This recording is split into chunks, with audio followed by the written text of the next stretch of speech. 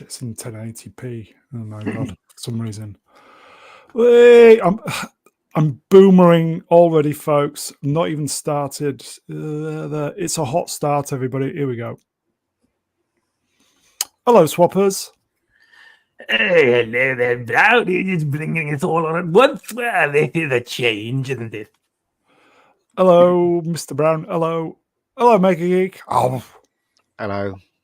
Hello. Hello. I'm back. There's probably We're all more back. people on the panel than there is That's now. all right. That's all Hello, right. Internet. Hello, yes, me back once again. I got some nice feedback, so I've altered a few mic settings and I got pants on today, so it should go a lot better. Nice. And the only true professional in the channel, deeply of the Melvin. Greetings, people. How are we doing? Not bad. We're doing fine. We've got one more person in the chat than the panel. Can you believe it? Good evening, chat and people on the rewatch. Totally last moments. Bit of messing about, as it were. Anything you want to ask us, fire away. We'll just see how it goes. Oh, Shall we? Shall we, chaps? Yep. Onward. Okay. And So, upwards. okay, Melvin, go. Boobs. Boobies. Knockers. There we I go. How's that? thought Melvin was going to say, I hate. What is it? Holly. Once upon a time in Hollywood. Let's talk about why it's shit. That'll take a couple of hours. It's not, though. But it really is. It is a really terrible, terrible movie. It is bad. In your opinion, He's honestly, Tarantino's just so hit and miss, isn't he? He is. Yeah, I got to admit, he is hit and miss. But I did enjoy it though. There were moments in that film that was quite good, you know. So the end? I enjoyed it. No. The bit where I don't know if you remember the film, but the bit where Brad Pitt goes to that place and he gets that guy to change his tire. I thought all that was really cool. Do you remember that bit where you thought the guy? I'm going to say in the that was commune. Yeah, in the that commune. was- Yeah. the one bit, the one part of the film that was okay. If What? that was me, that guy was definitely changing my tire. Definitely. Yeah. And he was going to struggle. He was going to struggle changing tire with a broken Is- arm. What did you? Was that a euphemism? You want him to change your tire? Matron. Is that what you said? I'm going to say no. It's not a euphemism. It's literal. To be taken literally. There we go. Okay, Glad- kill that one. Glad to clarify. Did we say why it's shit then? Do we know? Yeah, nothing happened. Well, it's It? a lot of stuff happened. I understand why you don't like it. A lot of people I know that don't like it and thought it was a nothing burger film. But if you look closely, there is a lot of stuff happening there. But it's very Tarantino-ish, and it's very kind of if you don't look below the surface, you won't get it. Basically, so I don't know. You know, it's people's opinions. They all matter. Here's my take on it. Right? If Is there it a was hot some. take? No, I've been thinking for a year or two. I've been thinking over it. So it's simmering. Simmering. It's still on the boil after all these years. Okay. It's if there was some hidden meaning to that film, and I didn't get it, then Quentin Tarantino didn't tell his story properly. But there isn't any hidden meaning. Then it is a nothing burger. Well, It's his love letter, isn't it? Yes, it's the love letter to the 60s and the Then 70s. it's got meaning. It's got meaning to him and not to anybody else. I got bored and never finished watching it. No, I Made the right choice. It had meaning to me when I was watching it, because like I remember the stuff that was happening in Hollywood, and I remember the films as well. But I mean, as I said, it's an acquired taste, that film. Anyway, I didn't think it was that bad. To tell you the truth. What if you took acid? Would the end scene be very, very boring? Well, what's his name on acid anyway? In the film? Yeah, would it neutralize the? I don't know. I just look. I think Tarantino is a very clever filmmaker, right? And he does make things that has a lot of levels to. On the surface, it looks like it's this, but when you look deeper, it's something more. He's very clever that way. I find, unlike Spielberg is very much on the top of what, you know, you can see exactly what he's doing, and he doesn't pretend that it's otherwise. If you know, it doesn't pretend to be that clever. If you know what I mean, he just I've wants to got entertain. So there's two different filmmakers, two different, you know, I've got ways of two seeing things. possibilities, right? I've got two possibilities for A and what he was B. doing. Yeah. Exactly, right? Let's call them possibility one, which Mm. is he had a dud. Every director makes duds, and that was a dud. He was trying for something, and he didn't quite manage it. You know, I it know what just his didn't dud is. quite It's pay not off, that one, I can assure you. right? So whatever it was for didn't happen. Whatever message he was trying to convey to the audience didn't get it. The audience being me, right? and you know, it's just what it is. And then everybody starts praising it, and you get all that kind of emperor's new clothes thing where some people are scared to say it's bad for they don't want to appear to be foolish, right? So everybody goes, oh yeah, it's a masterpiece, it's great, when it clearly wasn't. That's one possibility, right? The other possibility is going back, I think this may be a story I told before, where Steve Martin was in a comedy club and he was trying a routine, he was trying some new gags, and he was standing on the stage and he done the gag and he got the gag wrong, and everybody laughed anyway. Mm. So he quit doing stand-up, and it was because he couldn't trust the audience anymore, because he was so famous and so successful, he couldn't trust the audience to let him know if he was being funny or not. They were going to laugh no matter what he done. He could have walked up and started singing songs out his bum and they still would have laughed, right? So he quit. And that's the second possibility, that Quentin Tarantino just wanted to test the audience and the audience failed the test. He deliberately set it to make a film that was just silly and pointless. Wasn't that Death Proof? And wanted to see what the critics would say. Was it? And everybody said, "Oh, it's a masterpiece," and it got Oscars and things. When in fact, it was shit.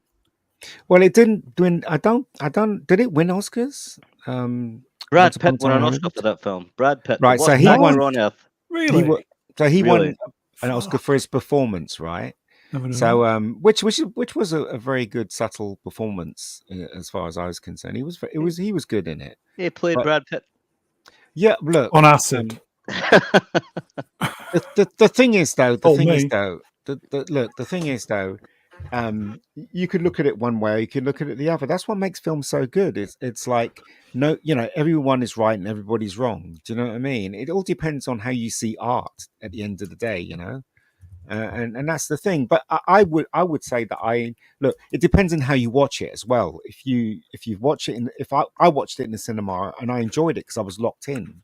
Yeah, So I do as well. you know, Yeah, it's a different experience watching it on TV or watching it on your phone or whatever. Do you know what I mean? So it depends on how you.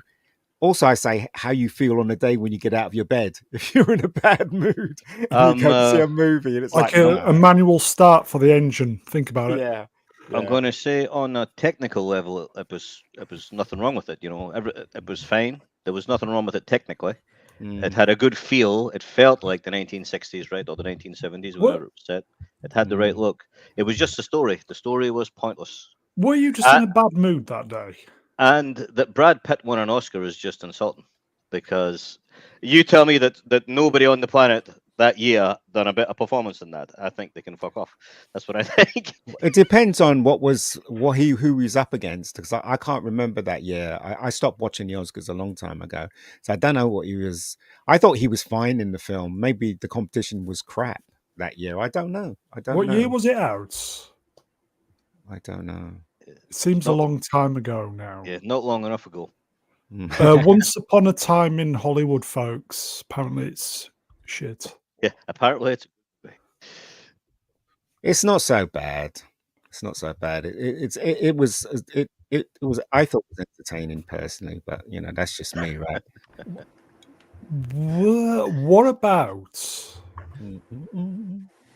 Death Proof? Death Proof was rubbish. Yep. Absolute rubbish. I can honestly, truly say that film was rubbish. Stupid ending. You know, sometimes he just writes something and it's just bollocks, and that one was bollocks. It really was. Internet. Hello. Hello. You all right? You all Yeah. right? Yeah. I just Bit quiet. You all right? no. I'm just listening. It's Yeah. one of those things. I Death mean, Proof You're didn't allowed even look to good. kind of, if I don't talk over you, take part. I know. It's like, I mean, Once Upon a Time in Hollywood, 2019 movie, pre-COVID. What? Just That long ago? Fucking hell. oh yeah, Yeah. and yeah, and then Death Proof. I saw it was. How can I shit. describe it? It's a movie. It's not a film. If that makes any sort of sense. Was it deliberately bad though?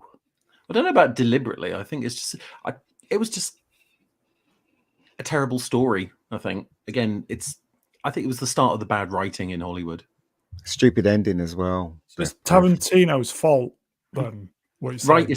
Write yourselves into a corner, and you just have to do some Deus Ex Machina to get out of it. Literal, just God from the machine, just to try and finish off a movie. I think Once Upon a Time in Hollywood was based on a true stuntman, wasn't it? I can't remember the real guy's Yeah. name. Oh God, what's his name? Well, Eludes it me now. wasn't really a true story because the two guys were living next door to Sharon Tate, Yeah, and Sharon Tate got murdered in real life, but in the movie Yeah. they saved her. yeah. And I still don't understand what that was all about, because if you want to do a different timeline where Sharon Tate lives, then why end the film Was it Al Needham? right from the very point where she lives, and then the film ends? It's like, well, where was the point? Where Was was it the point? Was it Al Needham who did all the Smokey and the Bandit stuff?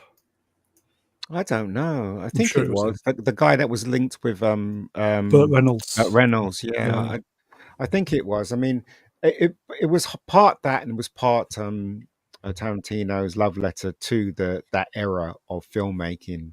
Yeah, so And that's stunt I mean, people. Yeah. Tarantino's love letter to that era just means that it had some meaning to him. That's what it means. So it's just self-indulgent crap, in other words. Yeah, I mean, What was it? It wasn't crap. yeah. The thing is though, yeah, it has a meaning to him as well, but it also has a meaning to me as well, because I remember that era, and I kind of tuned into what he was saying in that film at that moment in time. I couldn't relate to the commune and you know, that crazy organization that killed Yeah, well, I that was couldn't connect with the that. what do you call it? The Manson family. Yeah, Charles Manson. yeah, couldn't connect with that. And I've But I heard a don't- lot of people saying the film was good because remember that bit at the end when Brad Pitt was smashing the girl's head on the wall, and it's like they're telling me the film. Oh, that good was excellent. because of that. Like, really, it was good. They wouldn't because do of that now, would they? On any No, film? but it's again, it's like Unforgiven, right? So the majority of Unforgiven is mostly talking heads with a bit of "I beat you up a bit" thing, isn't it? And at the ending was worth the price of admission, because the ending is what makes the movie, you know, great as it is, when Clint Eastwood comes in and teaches everybody a lesson. And you know, it's the same thing with Tarantino's film as well. That ending was I thought was worth the price of admission. Definitely, I loved the ending. I thought Brad Pitt was quite funny doing that stuff. So anyway, What about the controversial Bruce Lee. Lee scene? Well, apparently, if you read People were upset about that. well, if you read a certain amount of books, Bruce Lee was a bit of an arse when it came to real stuntmen. Arse. Because if you saw Dragon and you saw there's another Bruce Lee film out there, he had a hard time trying to make it in Hollywood, even though he's very talented. And because of racism, he didn't get very far. That's why he went back to Hong Kong to make his name. Yeah, I mean, he was well within the Hollywood system. He was in loads of TV shows. He was in the Green Hornet and stuff like that. Do you know what I mean? And he was there, but he couldn't get any far because of racism, and they wouldn't let him go because he was Asian. And that's the thing. So even when they made Kung Fu, which was apparently his idea, they cast David Carradine instead of him. What? Yeah, so basically Bruce Lee came up with the idea of Kung Fu, apparently, and they were going to make it, but the idea got stolen, and instead of casting Bruce Lee, they cast David Carradine because David Carradine is half American. So, There you go. according to the And story, on and on. This is something we would never do, isn't it? Mm. Insult Bruce Lee. no, and Bruce Lee is a Fucking freaking amazing. he's a freaking legend, isn't he? Megastar. We'd never do that. Yeah. But I mean, if some books say that he was an arsehole because he didn't have any respect for stunt people. Like, have you ever seen Dragon when they show a clip from when he was making Green Hornet? Have you seen that? You ever see Negative. Dragon, anyone? No? Yeah. No, The bit where he kicks the light and all the stunt people run away from him because he's so fast, and he just went mental at one point. And then apparently in one of the books it says that Bruce Lee didn't have any respect for stunt people because they weren't as fast as him or something like that. I don't know, but I don't know. Who Well, that knows? was a kind of common thing with Jackie Chan. He couldn't work with American stuntmen because they couldn't do the same things that his own stunt team could do. All in the reflexes. They couldn't, like, he could, like, if he was throwing 3 punches, like, quick, Yeah. his stuntman could move like they'd been hit 3 times, and the American ones couldn't. They could only do it once by the time he was on number 3. So he didn't use American stuntmen. He always used his own team. But the problem with that is that Jackie Chan's where he works, they can waiver the insurance, but in America it's a different system. You can't waiver the insurance. Everyone's got to be insured. So that's why they wouldn't. Even the first film that Jackie Chan ever made, an American film, was called The Protector. I don't know if you guys remember that film, The Protector. That was the very first American film he made, where he played a cop in San Francisco. And he could do he did a lot of stuff, but they wouldn't let him do the stuff that he did from his native country because of insurance. They couldn't insure him. If he got hurt, they'd get the whole company would get in trouble. That's why, he couldn't do what he did in his own country because of insurance. So there you go. I've seen some of Jackie Chan's earlier stuff. If you want to watch a good movie, there's Project A, which is it's such a good movie, and he does all the own stunts. There's this bit where he's holding onto hands of a clock tower, and he physically falls off, smacks into 3 different awnings and lands on the floor. The stunt actually went wrong, and he hit the metal bar that was holding one of the awnings, and just hit the floor. And there's several other movies, and in the credits they actually show you the bloopers of them doing the stunts, and it goes wrong, and you feel the pain through the screen. That what's the name of the movie? Can't remember, but he's tied to a chair, and they're throwing sort of like big balled up caps at him, and you can see the explosions. Armor of God, I think that was. I think it was Armor of God. And one of them actually hits him square in the eye. Yeah. Now the best. And they keep going. The best story he told was from Police. Was it Police Story? Police Story. It wasn't. Yeah. It's not the stunt. It's not the amazing stunt in the mall. It's the stunt where he had to jump through a window and jump on top of a bus. And they put this false glass. They put this false glass where he has to smash through, and he has to time it with the bus. But he smashes through the real glass instead of the false glass, and he hits the bus. Just hits the bus just on time. So that's what I'm saying. It's amazing, right? Another one with the bus. He's standing there holding a gun. The bus slams on its brakes, and it was supposed to stop right in front of him. The first time it didn't. He had to jump out the way. Yeah. And second time was too far away. The third time it did, and all the bad guys were supposed to fall out and land on the floor, and they all hit the floor hard and so heavily they all injured themselves. And he just kept on acting, but you can see his demeanor change. Where he's sort of like, I don't know if I should keep on doing this. But did you see that? It's good. It's classic. Did you see that clip on YouTube? And I saw it once where him and his daughter was watching all the stuff that he was doing, and his daughter was crying because he was getting hurt and stuff like that. And then Jackie started crying. And do you ever see that clip, anybody? That's a clip from a movie because him and his daughter actually don't get on at all. Right. Okay. Yeah, they're very estranged. I can't remember what movie. I think it's actually from a movie called The Stuntman. Right, gotcha. Very good. But it's good.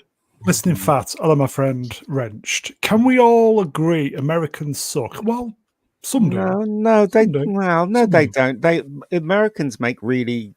I always say this, right? British people make films. Americans make movies. There's the huge difference right there. You know. Mm. Oh, okay. Do you know what I mean? Gary. Hello, Symlexx. Hi. Nerdrotic Hello. this evening Mm, said, Yeah. Marvel is moving their entire production to the UK. Wow, that's great. For the record, I do all my own stunts. So are they making what? What did you say? Films? No, I that's just me. I say that UK, the British film industry, we make films. The Americans make movies. There's a huge difference between Okay, films so and Marvel movies. going to be films then? No, it's going to be movies. What? It's the tone of their Confused. movies. Sense and as in- Sensibility is a film. That's right. Marvel movies is movies. That's right. What about Sense and Sensibility and Zombies? See, that's a movie. Well, no, well, it depends on the tone of it, right? Like the thing I hate about Britain now is bruv movies. Do you know what I mean? There's What? films, I call them bruv movies. All right, bruv. All right, Bruv. Mm. Those All right. movies, Yeah. all right, Melvin. All right, bro. I hate them, and especially TV shows. Yeah, but they're not aimed at you. They're not aimed at you. They're aimed at 20-year-olds. No, but I hate it because it doesn't like Top Boy. It does not. It's nothing It's how they like what you speak. see Yeah. outside my sorry. It's nothing like what you see outside my door. I live in a council Well, no, estate. but and I then see Grange these Hill was people. nothing like my What? school either. But I mean, Oh no, Grange Hill was definitely like my school. Definitely.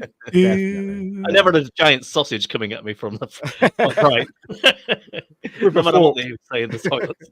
Yeah, I guess. Yeah. How you doing, Symlexx? Awesome, thank you. Because I'm not working, I'm here, and that's a good thing. I'm also like the youngest person in my village, which makes me like the top boy. Ah. Everyone A around nice here is about village 70. where so you are. It's very posh. yes, I couldn't expensive. possibly afford to live here properly. Expensive. You see the difference between American stuff and British stuff. I always gravitate towards the American stuff. Okay, let's give you an example, right? So we have Here we go. Casualty, and then we have House. What is the difference between House and Casualty? They're very Casualty. good at that stuff, though, aren't they? They're very What- oh, they're very good at the technical stuff as well as the. I mean, the storytelling's probably just as good on both, but I would say that the No, they're I not. know what it is. I would say a sheen, haven't they? A certain sort of glamour to the American stuff, which we don't No, really... that's not it. It's the writing. The writing. No, you're in wrong, House Ian. You're wrong. Is that the writing in House Ian, you're wrong. is so I'd say much better. a better comparison, I think, would be Holby City and ER. Yes. Yes, Ian, definitely. you're wrong. May I say why you're wrong? Go on in. I don't care. Go on in. You do care because it's from House isn't broadcasting anymore. Casualty is. That's the difference. The reason why House isn't broadcasting anymore is because that they came to the conclusion that they couldn't go anymore, right? But it I was would say still that it was one thing still that a high we have got rating over show. them, and Casualty is a terrible example. I appreciate, but the one thing that Britain does generally get right is that we know when to get out, whereas a lot of American shows just go on and on and on forever. Whereas we're quite good at getting it, doing a mini series and having it over the course of like 3 or 4 years, and that's it. We're done. Yeah, but that's why House You got stopped, that? You came because to that they conclusion realised. from Casualty. No, I was just saying that was a terrible example. I know to lead in with, but I mean, generally speaking, I think a lot of dramas in the States go on far too long. They outstay their welcome, whereas I think we do tend to Rings of Power. yeah. Well, Well, it depends. It depends on how successful it is. I mean, House went for I think he went for, was it 7 seasons? 8 seasons, right? By the time it got to the 7th season and the 8th season, it was still getting ratings, but it wasn't as much as when it started. So It they wasn't 8 seasons, needed to was it? stop it. If I think so, may, I'm not sure. if I may, Yeah. House was essential downloading on torrents the following day. Mm. I got to season 6, about episode 5, Mm. and I never watched another episode. I don't know why. I just never watched it again. So I have not watched Well, it season became 6, well. I mean, 7, the and word 8. procedural comes up quite a lot with these types of shows, and that says a lot. I mean, they do run by a certain. They get into a certain groove and then just stay with it. I mean, House.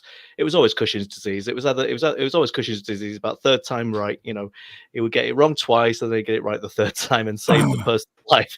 I mean, it was just the same shit over and over, just with different It skins was on good it. shit though. It was good. It was. I mean, it's entertaining, and as Mr. Brown often says, it's good material to enjoy while you're just sitting watching you and eating your Munching your toast. toast.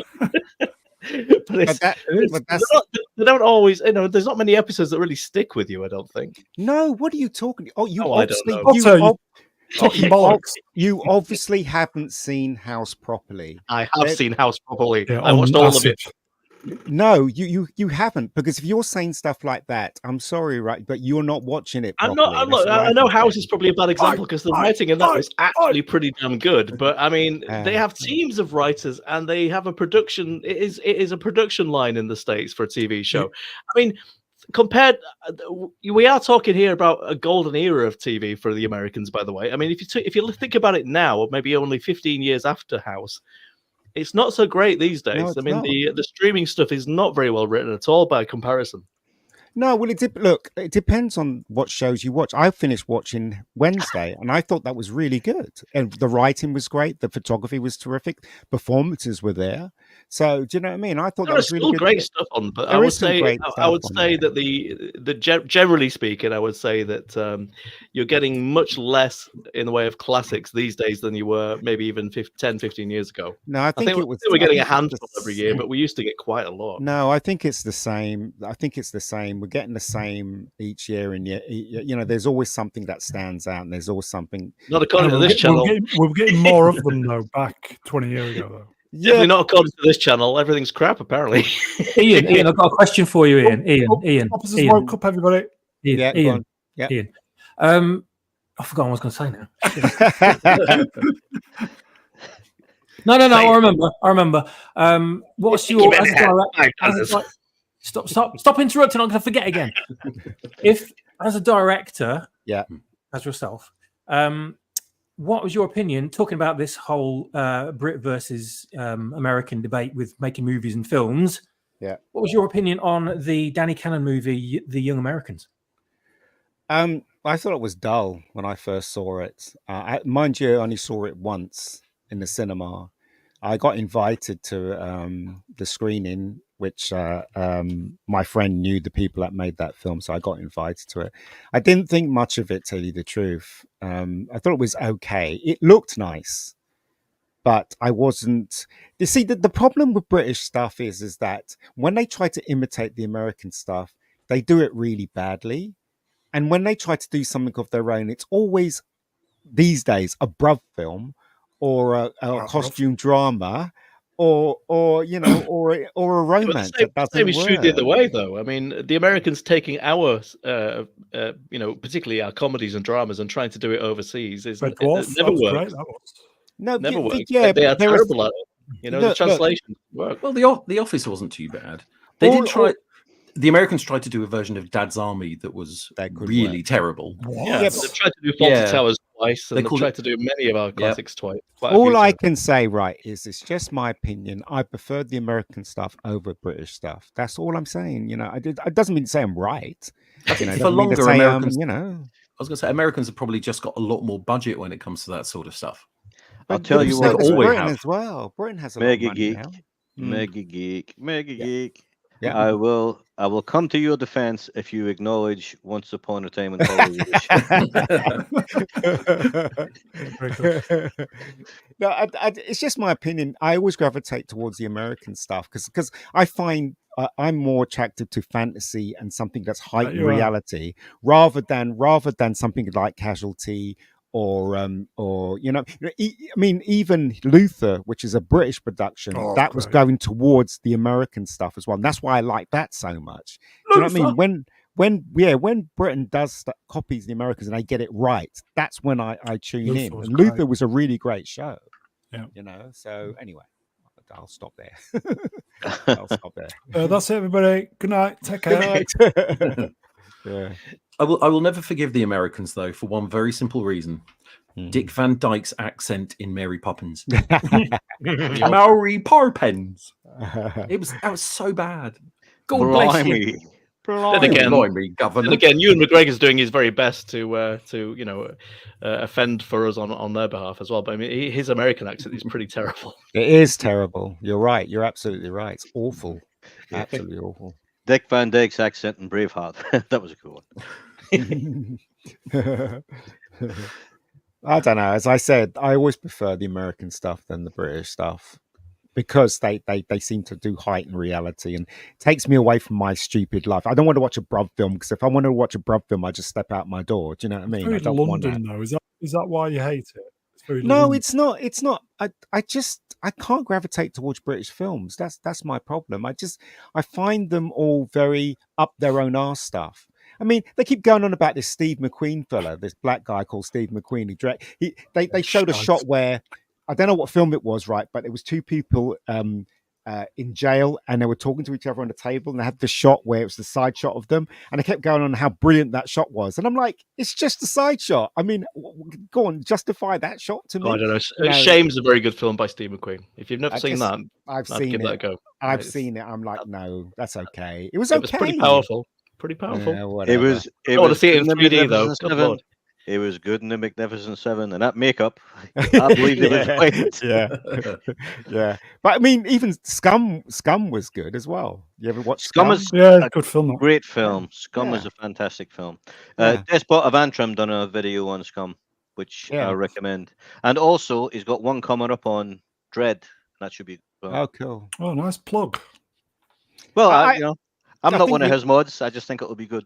I think the British people will get there in the end when they get rid of all the old horses, if you know what I mean. When they get rid of all the old people that are actually got hold of the British film industry and are dragging it down, but because they don't know any better. Once new talent gets in there, I think it will rise. That's what I think. Here you go. And on. Is Mega Geek where against us Britishers? No, I'm not. Okay, look, one of my favorite directors is Alan Parker. I love Alan Parker's movies. Allowed to be. I love Alan Partridge for a second. There. Yeah, Alan Partridge. Is that Thunderbirds? Oh, I know his brother. I was at school with him. Snorkel. I love, as I said, there are British films that I really love, but in general, I gravitate towards the American movies. That's what I do because I like the American movies, So. There you go. Comment here. Sword in the Storm wrenched. Dread was just the Raid without the martial arts. Well, Dread was in production before the Raid. Dread was in production before the Raid, so technically the Dread was first. I was one and of also the Dread was based on comics, and indeed. Dread was based on 40 years of comics. I was one of the few people who went to see Dread while it was out for about me too. 10 days. I was there too. Oh, it's fantastic. Yeah, me too. So, tell you what, those effects in 3D. Brilliant 3D. But Raid was made by a British guy, written and directed by a British guy. Yeah. There you go. Ooh. I can't remember his name. He shot it all in Thailand. Was it Thailand? He shot it in. Low budget. Or something. Was it Malaysia? Yeah, or something like I've never that. seen it. Is it good? It's a good movie. It's good. It's really good. Yeah. I might have to watch it then. Yeah. Gareth Evans was the name of the guy. It was a Welsh bloke, isn't he? Yes, Welsh. Isn't Gareth Evans at high jumper or something like that? No, I don't know. Rugby. Side of Feet legend wrenched. Mm-hmm. Gareth Evans. I'm going to say Gareth Evans. I mean that was a film based around martial arts. You know what I mean? They had a premise, and everybody in that film knew martial arts. That's what I find really weird about martial arts movies. You got someone that knows karate, then everyone, even the bodyguards know martial arts. What's the chances of that? But yeah, I thought the Raid was a lot of fun though. It was like a big video game. I mean, there's a moment somewhere around about level 6 that it gets to, and it does it. The entire camera work is side on, exactly like it would be in a Street Fighter game. It was like you even know what you're doing. It is a good film. I enjoyed it. totally enjoyed it. But that's a different kind of art, isn't it? That kind of stuff. So I mean, with Jackie Chan, Yeah, and it's that choreography. film, It's all about yeah, choreography and dance. yeah, It's very impressive. yeah. You could appreciate the technical aspects of that film, even if you're not really into martial art movies. And I yeah. think Gareth Evans was really good at doing the sort of Sam Raimi camera moves as well. He has got a bit of style to him. He did a TV show called Gangs of London that a Yes, he couple of did. years ago. Guy, wasn't it? Yeah. That's some great camera work in it. Some fantastic moments. Yeah, he's a very good director. And it was British, by the way. Somebody recommended Gangs of London to me yesterday. Is it any good? It's okay. First series is good. Second series kind of drops off a cliff, I think. But the first series is a lot of fun. Yeah, give it 2 episodes. If you're not hooked after that, drop out. But I think you'll enjoy it. You need to watch Banshee first, Ian. I've seen a bit of Banshee. No, you need to make a concerted effort to. No, watch it. I'm not doing it because you keep pestering me because about it's fucking you amazing. wish it. And because you wish it, Banshee is fantastic. It is. No, I like, know. you I love it. agree. It's amazing. Leave him alone. He's not seen Battlestar Galactica yet. He's got to watch that. Yeah, I've got to watch that. Yeah, I'll boot him. I've got to watch Battlestar Galactica as well. The new original, the new Salem's one. Lot is out tomorrow, isn't it? What's that? The new Salem's Lot. Oh, of course. Ooh, Is interesting. it Is that tomorrow? TV or movie? TV, yeah. TV. Oh, okay. TV. No. Here we go. Look, AP, listen to Calculon. Yeah, listen, folks. I say it many times.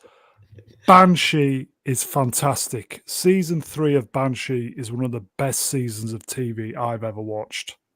It's amazing. I don't know about you guys, right? But sometimes I'm wrong. No. I'm just flicking through Netflix, and then when I see something, I try it. And if after the first 10 minutes I'm not into it, then I just kind of stop watching it. Or sometimes I go back to it. I don't know. But as I said, when I watched the first episode of Wednesday, I thought this is good, and I kind of binge watched it. You know what I mean? So I thought it was really good. Watch Banshee. It's amazing. Mr. In Between is worth watching if you've not seen it as well. Australian comedy drama from about 4 years Yeah, ago. I've heard of that. I should. That's watch good that, fun too. actually. Yeah, that's really good. If anybody out there watches Breaking Bad and really enjoyed it, it's a good little slice of sort of Breaking Bad style TV. Pretty fun. Yeah. Well, Lance interviewed him, the actor in that. Oh, did he? Oh, He fantastic. Yeah, there's a some good good stuff from Australia. There was that one, and there was one called Colin from Accounts with a little with an on-off relationship with a dog at the heart of it. That's also really funny. That show's on BBC Two. Where they're repeating it. Oh, really? Yeah. Oof. Suits you. We've got a super chat, if I may. Romeo, Tango, November, Zulu, Wrenched, Spectrum, Wolf, blah, blah, blah. New Zealand, $5. All the Monty Python films, 4 Weddings and a Funeral, Hot Fuzz, James Bond, Fish Called Wanda, Train Spotting. Don't like British films. But those films, right? Those films, okay, they are trying to imitate and copy the tone of the American films. I like Train Spotting's not doing that. No, apart from Train Spotting, Monty Python isn't doing that. well, that apart from those two, of course. What about 4 Weddings? And apart from that, none of them are. None of them. None of them are. Thinking about it. No, Four Weddings. 4 Weddings is definitely trying to copy the American romance. Definitely. I don't know. I think there's a very British feeling about 4 Weddings. Because they're all British. That's why.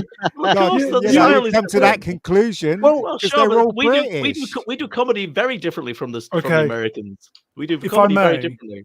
If I may, Yeah. You're a fine one to speak, Ian, about copying. What about Bad Day? What about Bad Day? That was a homage. That was a homage, homage to the. That's what I'm to saying. American. To an American, yeah, because I'm attracted to American stuff. What are Sheer you double talking fucking about? standards, everybody. What are you talking about, Brown? Has your logic gone AWOL or something? What is wrong with you? Couldn't possibly comment. I said I'm into American stuff. That's why I made Bad Day. Duh. That last super chat, I'd like to add a film to it as well, which is Shallow Grave, which was Yeah, that's very amazing. British. Shallow Grave was good. That's very British. seen it. Very British. Yeah. I didn't like Trainspotting. You didn't like Well, I Trainspotting, mean, it's too close to home for you, right? It is. I know a lot The of people hobby like or the that, film? and I didn't want to see a film about them. I think Trainspotting's Both. an incredible film for the decade. It's a part of that decade, and it's kind of important, I Rave suppose. culture. Yeah. We've got It's some good. chat, folks, if I may. Common people. Wrenched £5 real money till October. I like the streams where we all talk Pish. well more than usual. If he sends more money, can I do it? Because he loves it when I do his voice. I will say, folks, memberships are open. It will help the old fella We out. are not talking pish. We are putting the world to rights. Absolutely. always, I've even put my always. hat on. No, Always. we're talking pish and putting the world to rights. We moved on so far. I had so much to add to all of them other conversations. I just got to quick recap. Casualty is shit and the house was good. That's a difference. Once Upon a Time in Hollywood is not bad. Yeah, but Right. Melvin thinks it's shit. So there you go. Well, my opinion is the one I trust the most. Yeah, well, that's the best thing about movies is that Shit, no one is right, is there? I hate 2001. A lot of people love it. Do you know what I mean? It's that's the beauty of I liked it the first filmmaking. time I seen it, and then the second time I couldn't get through it because it was too boring. But the first time I liked it. Where is Ryan? You mean Ruin? Don't know. Hopefully, Ruin was going to be on tonight, but real life got in the way. Oh. Hopefully, Mm. Ruin will return next Wednesday, folks. Yay! I think, don't quote me, we're going to tackle the Matrix. The Matrix. I'm going to have to redo the slides because Dominatrix. I did the slides 2 years ago, but it was where I didn't do any subtitles. And I know Kung Fu. yeah, just looking at the slides, while they look fantastic, the stills, Yeah. no subtitles. I've just made a bit of a rod for my own back, folks. So I'm going to redo a couple of slides. So Just Put your own subtitles on them. Yeah, It'd be better. rewatch the film and take a couple of notes, and then you don't need subtitles. I'm going to do a couple of key scenes. I'm not going to redo them all, but anyway. Yeah, I think you Matrix. should write your own. Next Wednesday. It'll be nice to see all of the good Matrix movies again, all one of them. Yes, all one. Maybe one and a Back half. to back. A very big push. See that one movie back to back. Got a soft spot Yeah. for 2. I don't dislike 2, although it doesn't age very well. Within 5 years, the effects looked a bit dodgy. I think you know what it is, right? I think when you watch The Matrix and when you watch John Wick, you do get tired of it because there's too much action in there. You know, I watched Beverly Hills Cop 3 times, right, and I still enjoyed it, and it wasn't bogged down with a lot of action. It had You mean action number in 4? there. No, the first one. I watched the seen it first a one 3 million times, times. four times, and I still enjoy it. Every time I watch it, I still enjoy it. But when I watch John Wick, 4 twice, the second time round, I was so bored. You know, It's a little it bit just long. had too much. Yeah, it just had too much in it. I don't know. I watch The Ass Master about 14 times a week, and there's loads of action in that. It's pretty much non-stop. Yeah. We've got another super chat, folks. Who would like their cherry popping reading super chats? Internet Helpdesk? Oh no, I'll take it back. Symlexx. Oh, hello, Symlexx. She's my dreamy darling one, my smiling and big highland one. I love the sound she walks upon, my darling Irish girl. Her to be sure, Where's me piggy? Oh dear. Thank you, my friend. Were we racist enough for you there? Thank you. Come on, people. Are you racist, father? You try. There you go. They come for you. You say that, Father Ted, that is something Americans could never copy properly. Look, Absolutely you guys are getting me all wrong. I keep telling you, I gravitate What? towards American stuff than British stuff. Doesn't mean to say that all British stuff is crap. That's not what I said. Do you know what I mean? It's just my personal preference. That's all. Yeah, it's just most of it. See the stuff where they all dress up posh and talk like they're the Queen. Can't stand any of that shit. They should all be in prison. I do Remains of the day. Well, it's a waste Change of my a day. avatar Then, for you, Melvin. I do like Father Ted though. I think Father Ted's hilarious. One of the funniest programs ever made. I Smilex, heard you're racist now, Parter. Smilex, move your avatar slightly looking to the left, if you don't mind. Just for my OCD. Oh God. You're spoiling it. Sorry. Have you got any avatars that look to the left? Yes, actually. Wait a second. Oh my God, how many months to one moment. Christmas? My God, what the hell's going on? Why is time moving so fast? Come on, today, Smilex. You know, I'm doing it. It's I'll gonna do be some done. things. You got Just- AP. Right, Father here we go. Ted is bloody brilliant. It is, Bottom was British. yeah. I tell you what else was British. On New the buses. Statesman, fantastic. On the buses. Amazing. Yeah, Blakey. Oh yeah, you butler. Love Thy Neighbour as well. Love Thy Neighbour was British, yeah. Love that. Mind Your Language. Remember that one? Ooh, Rising yeah. Damp, Rising Damp. Bottom, Young Ones, Young Ones, yeah. Young ones, absolutely. Blackadder. Okay, I got a Oh. controversial take. Okay, Oh, look at that. Oh, The Fall and Rise of Reginald Perrin was. I like that. I like Good that. one. Good The Somebody's remake was terrible. Interesting. Yeah. Somebody's posted both seasons on YouTube in 1 3 and a bit hour. Mm. Yeah, Reginald Perrin. I think there was not a single laugh in it. it's very dark. Reginald Perrin is about a man that wants to commit suicide, so it's not exactly what you'd call a barrel of laughs. Well, There are jokes in it, but it gets. Well, it was a takes comedy. an It was. episode or two. he didn't want to commit suicide. What he wanted to do is leave his life. Well, he and wanted to escape start his again. life. Yeah, and Wanted to so- escape his life, but Yeah. not actually. But he was depressed. He was clinically depressed at the start What of the first company did episode. he? Was it It's- Grot? It's pretty Yeah, dark. yeah. I didn't get where I was today. Bye.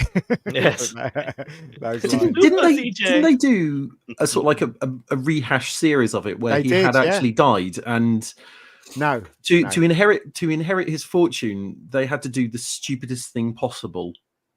I It was don't know something that really. one. It was something really ridiculous like that. I can't. It was in the 90s. That sounds like Brewster's Millions. Here you go, James says, hello, my friend. Brune is the minister of wrong think. Is that a compliment or I don't know? They did Probably. remake it with Martin Clunes, didn't they? I thought it was remember that. okay. That it had potential, but they just finished it after. Mm. Swappers are available, please. Oh, what do you want now? I second this. I'll put another 0 at the end of that. Common people, go on. Do I really have to do it, Brown? Honestly, I don't think I can. Doesn't sound much like him. Can you do the Phantom of the Opera, Frank Spencer? Oh, probably not. Some mothers do have them was fantastic. It was. He did his own stunts too. He Just did, like Jackie yeah. Chan. Yes, yeah, brilliant. What's his name? He was brilliant, wasn't he? Michael Michael Crawford. Crawford. Yeah, he was absolutely Mm. fantastic. England's answer to Jackie Chan. That's right. Great in Condor Man though. Oh, Yeah. that's classic. I saw Condom at the cinema. So did I. Oh, God, it's Hang on a Condor minute, which, Man. not great. which film? Condom Man. Condom Man, yes. Condom Condor. Man. Swappers, He's a do us a terrible favour. superhero. Will you Please change come and use him your, sorry, I'm talking over it. Change your avatar to somebody looking to the right, please. It's messing with the OCD. Not messing, please. Yeah, he's squinting to the right. Oh, man. When you're ready, son. Who was the villain in Condor Man? They all had black Porsches. That's all I remember. Yeah. And Wasn't the it, woman out of Dallas, Barbara, The one that was Lawrence? in the James Bond film. as well, yeah. Yeah, Barbara Carrera. Not Yeah. Barbara Lawrence. She was nice, she was. Barbara Carrera. She's from Nicaragua. She was super hot back in the Was day. it Oliver Reed, the villain? Oliver Reed was the villain in that film, wasn't he? Good Lord, was Oliver he? Reed? I think so. He was the main villain, Oliver Reed. Don't make Was me he look an it up. It'd alcoholic? be awful. Mm. If I have to look it up, it's going to upset my Google algorithm. Here you go. This is one for the Brits. Son and Storm, Wrenched. How Frank managed to get Betty pregnant is a mystery. Must be I think the it was a mistake. Milkman. Probably an accident. That was wasn't that Edward Woodward's wife? Here you go. It was, yeah. Yeah. Mm. Arch Colin Wrenched and Miss Valance. Frank Spencer had to be nice to Betty. She was actually married to Callan, the Equalizer. It was, yeah, she was. And you were correct. It was Oliver Reed. Good Lord, he would take Reed. any kind of job, wouldn't he, in the 80s? Yeah, he was drunk all the time, wasn't he? Yeah, probably. God, it was a different time back then. It was indeed. So, did anybody remember Selwyn Froggatt? Yeah, I remember Selwyn Froggatt. It was ITV, so of course, yeah. Yeah, ITV, wasn't it? Yeah, ITV. Oh God, I wasn't allowed to watch ITV as a kid. What's the actor's name? I can't remember. It was Bill Greengrass. Maynard. Bill Maynard. That's And the Gaffer. Oh yeah. Yeah. Oh, the Gaffer was great. Yeah. We're old, aren't we? Yeah. Anybody That remember wasn't the rag trade? Yeah. Yeah, I remember the rag trade. God almighty. It's going Internet, back. you've changed your avatar, mate. I know. I thought I'd just set your ECD off.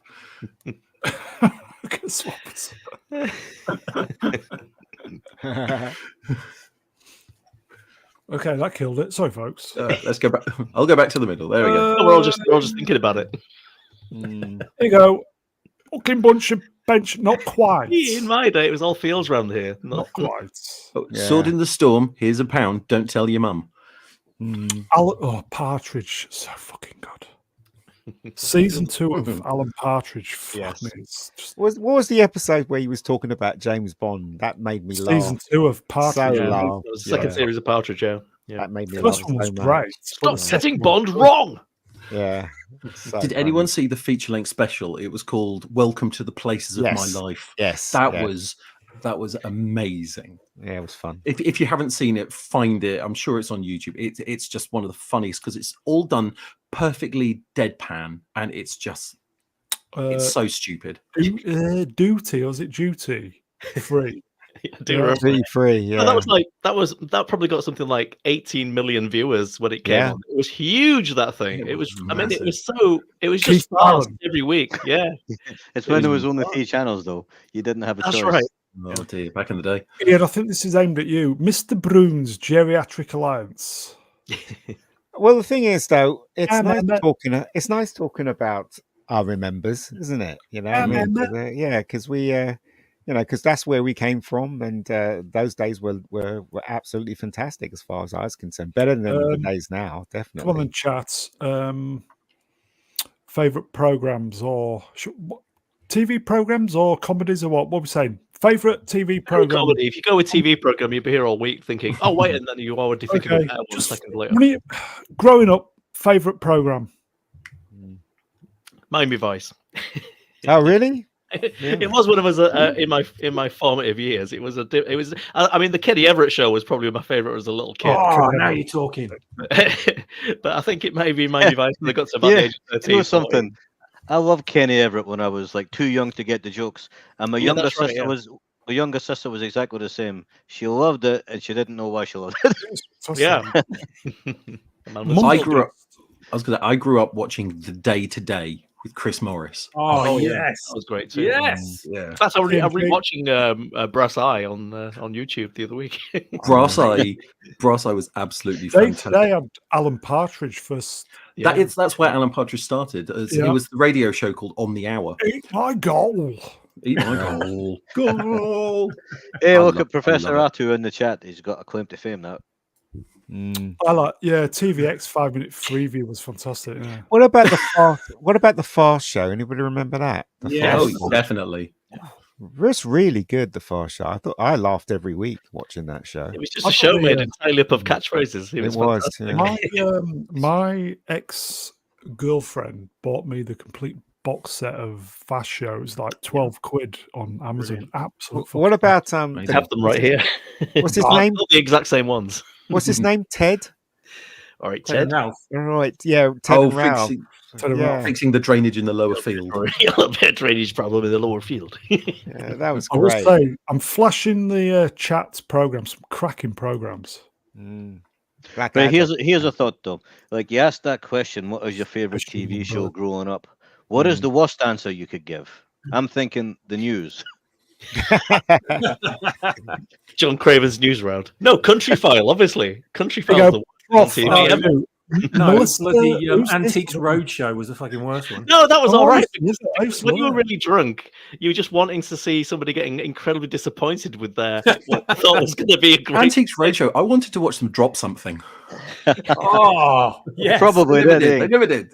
Has a value of maybe up to 5, 6, 7 pounds. Apparently, something very, very expensive, a vase or a vase or something, actually did get broken in transit.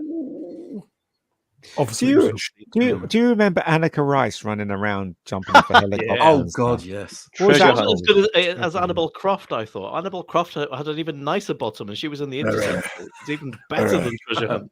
Oh, was that her from Tomb Raider? No, Moving on. that's a different Croft. Here's another one, another terrible program. Songs of Praise. Who the fuck watched that? Christ, that was terrible. I used to. Yeah, Songs of Praise. No, Yeah, I think pissed Melvin. off. I don't think Melvin can be beaten on that one. I think Songs of Praise actually might be the worst TV show. No, I what don't was the know. one with Sir Harry Seacombe? Yeah, he was on that. He used to host Highway. that. Didn't Oh, Highway. that's great. Yeah. I think there was Highway. one God, he worse was though. right, you're right. What was it? What was it called? Jim will fix it. Moving on. Bionic Woman. That's a great program. Bionic Woman was great. I loved Bionic Woman. I fancied her rotten. Oh, I yeah. did. Mm. What was her name? That was Lindsay Wagner. wasn't Wagner, Wagner. yeah. I bet you Wagner. did have a Wagner. I did. Ken Or used to Lindsay like the Wagner. weather. Oof. No, the weather was still more exciting than Songs of Praise. DS9. It's when you started watching Wonder Woman and you didn't understand why you kept watching it every week. That's need two when you were a reasons. kid. How funny in my swimsuit area. That was me in the 1970s watching Charlie's Angels. Oh yeah, like why am I watching this show? Yeah, no clue, no clue. Sitting like Oh, 5 Penny years Everett, old, for that matter. drooling all over Cheryl Ladd and not knowing why. Yeah, exactly. Hot gossip in Drooling Kenny over a Everett's show lad? made me feel that Did you way. say you were drooling over a lad? A lad named Cheryl, yes. Oh, yeah. But did you know that Kenny Everett's show started on ITV, didn't it? It was called Kenny Everett's television video show. yeah. Yeah, I did, Yeah, was it video show? Yeah, and Video, that was yeah. it was never funnier than when it was on ITV. I agree. That was They when never- it was a bit more acerbic. It was a bit like Tiz was, but for adults, wasn't it? Yes, it was, and they never had a audience. It was always the camera people Yeah, that's laughing right. Yeah. in the People background, could wasn't shake it? the cameras and stuff. Yeah, Yeah, well, the whole show was done in the best possible taste. No, Yeah. that was BBC One. That was BBC One. That's where that came from. That's my Buck favorite story Rogers. about Kenny Everett is that he and he used to write with Barry Cryer, Yes, and Yeah. for a long time he got away with putting Cupid Stunt on Easy. TV.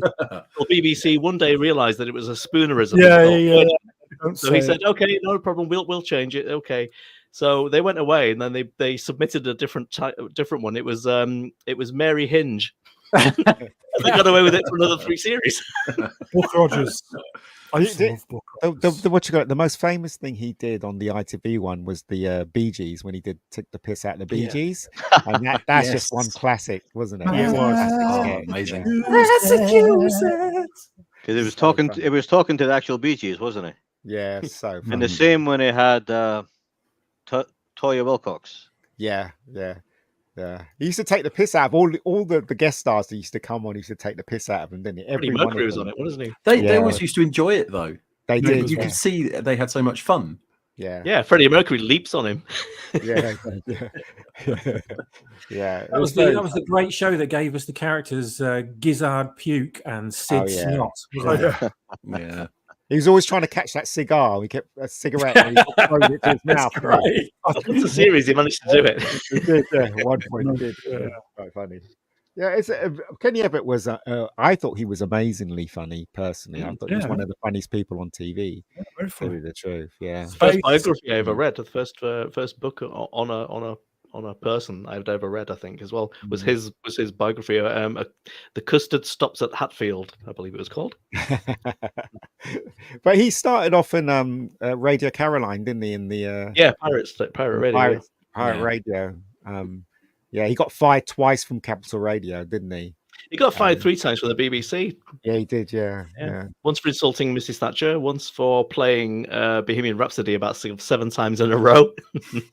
He was the one that made that Cheeky. song famous, didn't he? Because like nobody Yeah, would play yeah, it yeah. apart from him. Yeah, so amazing. He was an amazing guy. Let's Oh face man, it. I'll tell you what, Nightmare. What a show. I used to Oh, love wow. that. They should totally bring that back for adults, but all the contestants should be pissed. They did actually bring it back. They had YouTubers actually make an episode of it a few Yeah, years didn't ago. they? Yeah. Ashton's was on it. Yeah, Ashton's was on it, yeah. Does anybody remember Reboot? That kid Yeah. show, Reboot? I know of it. I never watched it. Oh, have you had Reboot? Yes, that's the one. Sort of like it was entirely CGI, wasn't it? Yes, yeah, it was. Yeah. There is a huge thing going around at the moment. They found some original tapes for it, so they're actually running it through an upscaling process from the originals to actually make a 1080p version. Wow. So Nice. so it's going to be awesome, but it's a very slow process because it's very fragile tape. Does anybody remember Battle of the Planets? Every time Princess had done a spin, you always see her knickers. Every time. Yeah, well, it was remember Japanese. that. What do you expect? Those Japanese, I tell you what. I'm about to stop you looking, Ian. Minder was good. I used to watch Minder. Yeah, Minder's terrific. Was I terrific. could be so good for you. Sing the theme tune. Do the theme tune. Right, theme tune. Sing the theme tune.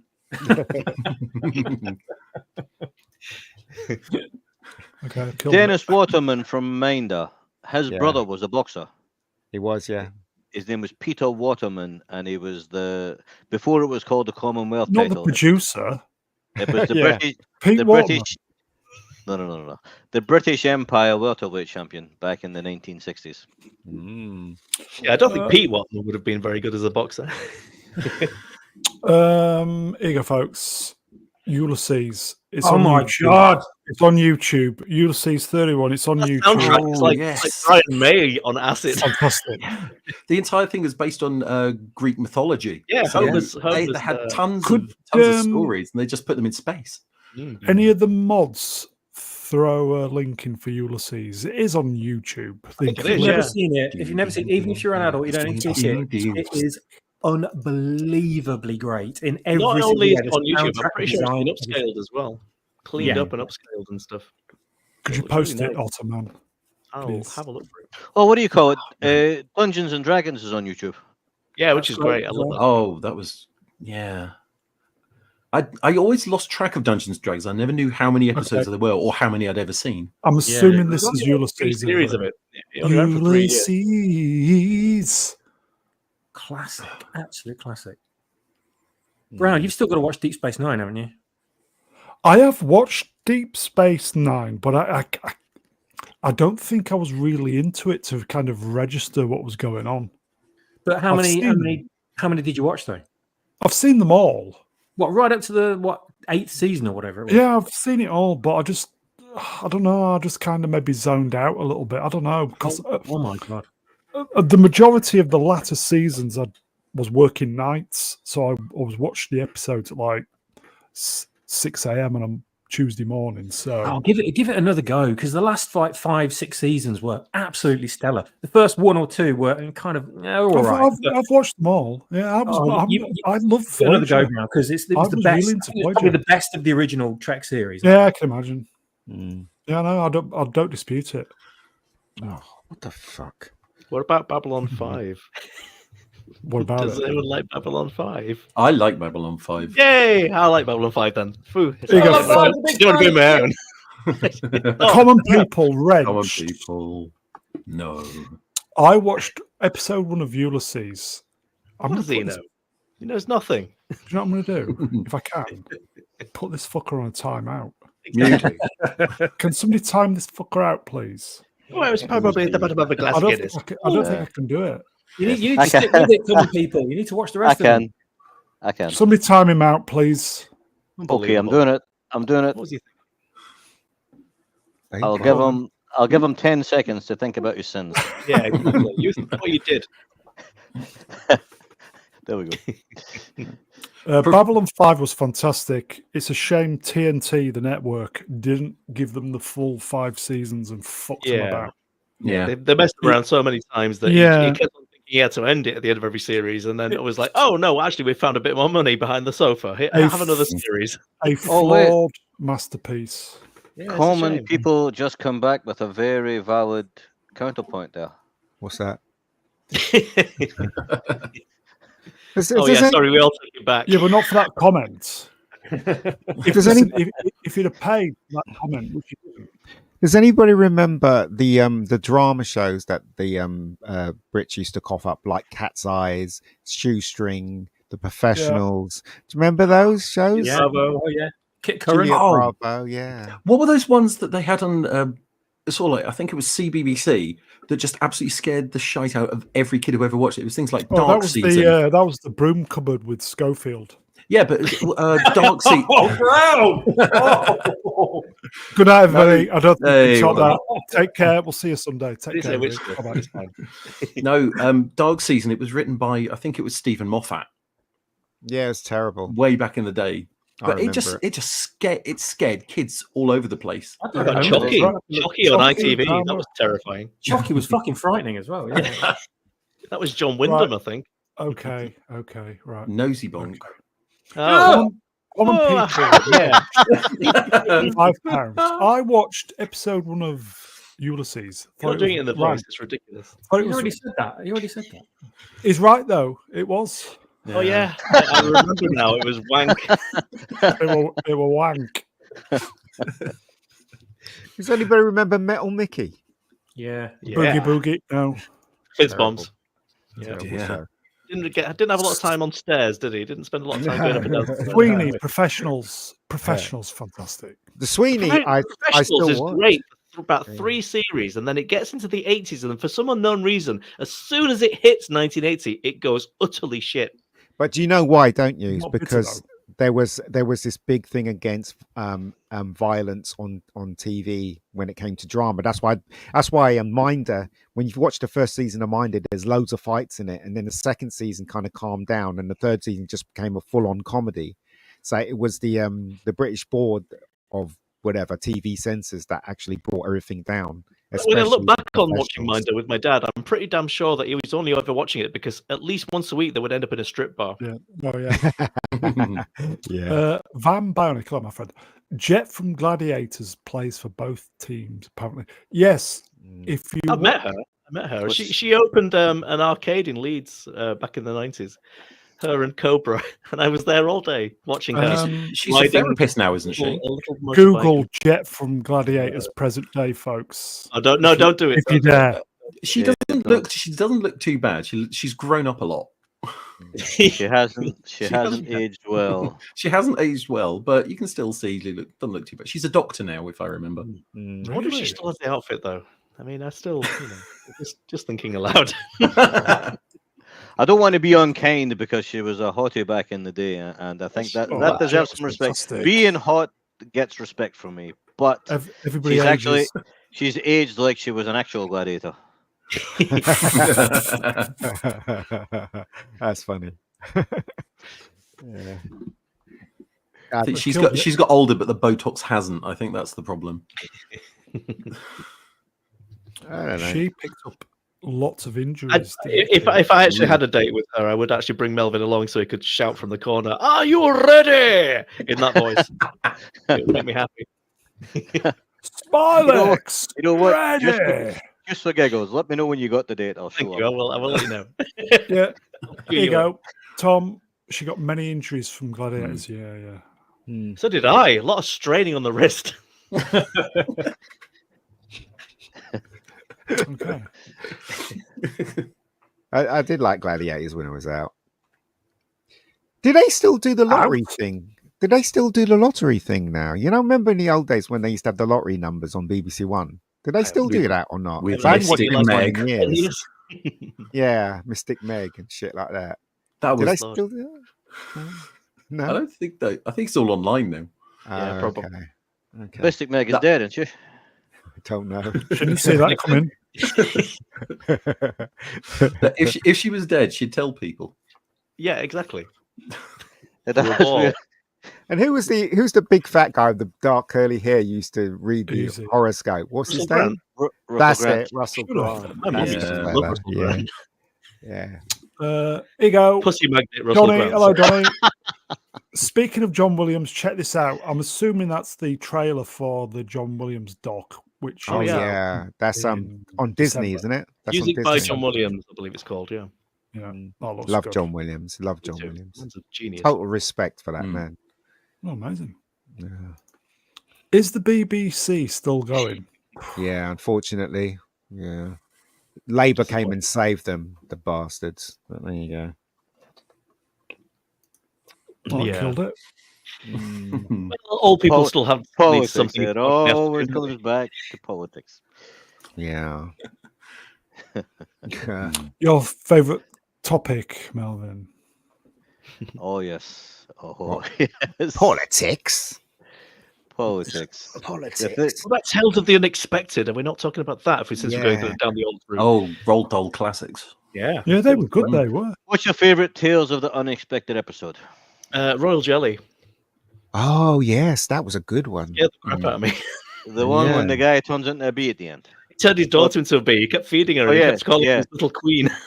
The baby weird. turns into That Very was weird. no, that was stupid. Sorry. It was stupid.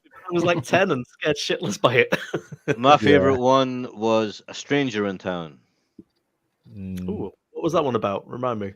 That was the one when the guy shows up in the town and he's weird. He's got like he dresses funny and he wears a big hat and he's like a magician, and he kind of stays in the town for a while and becomes a part of the community. And he's this big, tall guy with brown hair and a beard and like a Technicolor dream coat, that kind of thing. And then I don't want to tell you what happens because I'll ruin it, but it turns out to be something different. Good lord. But it's called A Stranger in Town. Have a look for it. Okay, thank you. Binary Rad. Hello, my friend. Which is the best TV show opening? Magnum. It was pretty good. Are we talking theme music or actual full opening? Black Sails. Now, you know what? The best British TV opening is got to be The Professionals. When that car smashed through that window and the music, absolutely brilliant. Adam seems to disagree, but fair enough. It is pretty good though. The Professionals was quite a good one. Yeah, it is. It's very good. I'll tell you which one I really liked. I used to love watching The Prisoner. I used to love the opening credits for that. Oh, that was. He resigns angrily, gets in his little car and goes away. Yeah, it's very good. The Prisoner. Oh, okay, I'm going to change my vote then. Equalizer, great. All the theme tune, brilliant. Hey, the news had the best opening credits. Yeah, the Equalizer's pretty good. The beginning sequence. I remember watching the first episode and thinking, this is going to be a good show. I don't know if you remember the first episode where he does that speech and he talks to Control and he's saying that the whole of New York is dirty and and all that stuff. I thought, wow, what a performance! I was a big fan of the Equalizer. Yeah, I used to love that. Battlestar Galactica original theme tune is one of the best theme tunes. Is it better than Airwolf though? Different animal, so good. I like the Battlestar Galactica theme tune, and then I think it was 1994. Blue did a rap remake of it, and I've hated it since then. What? Yeah, Blue did a cover of the Battlestar Galactica theme tune. It's ruined. Is it as good as I expect it to be? It probably is worse. I'm going to be honest. Just look it up. Find it after this. It's algorithm's already screwed after putting Brown's requests in. Shift Control N. Incognito mode. You can get away with it. I'd like S Club 7 to do a cover. That'd make it Big better. Question is, was Prisoner Danger Man? Yes, he was definitely. Yes. It's confirmed in the episode in which he plays cricket. They have the same names around him. They are there's a lot of references to Danger Man in that one episode where he plays cricket at the start of the episode. It's about episode 16, I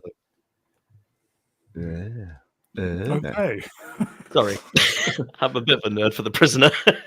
I like The Prisoner. It's just, and of course they couldn't actually do the ending they wanted, so they tried to cram it all into the final episodes and Endgame, yeah. And they got back the famous number 2, but because he'd been in something else, he'd dyed his hair a different color and there was a break. Off. There's a weird break. They'd like something like 6 months. It was getting death threats because the ending wasn't satisfying. So they came back and did another one, and it which was even more bizarre. It was even weirder. Do you know what the best thing about that though is? That they've got Sergeant Pepper on the soundtrack. How the hell could you afford that nowadays? I mean, that thing must cost an absolute fortune to get. I heard that rumor. I'm going to take it with a pinch of salt, though.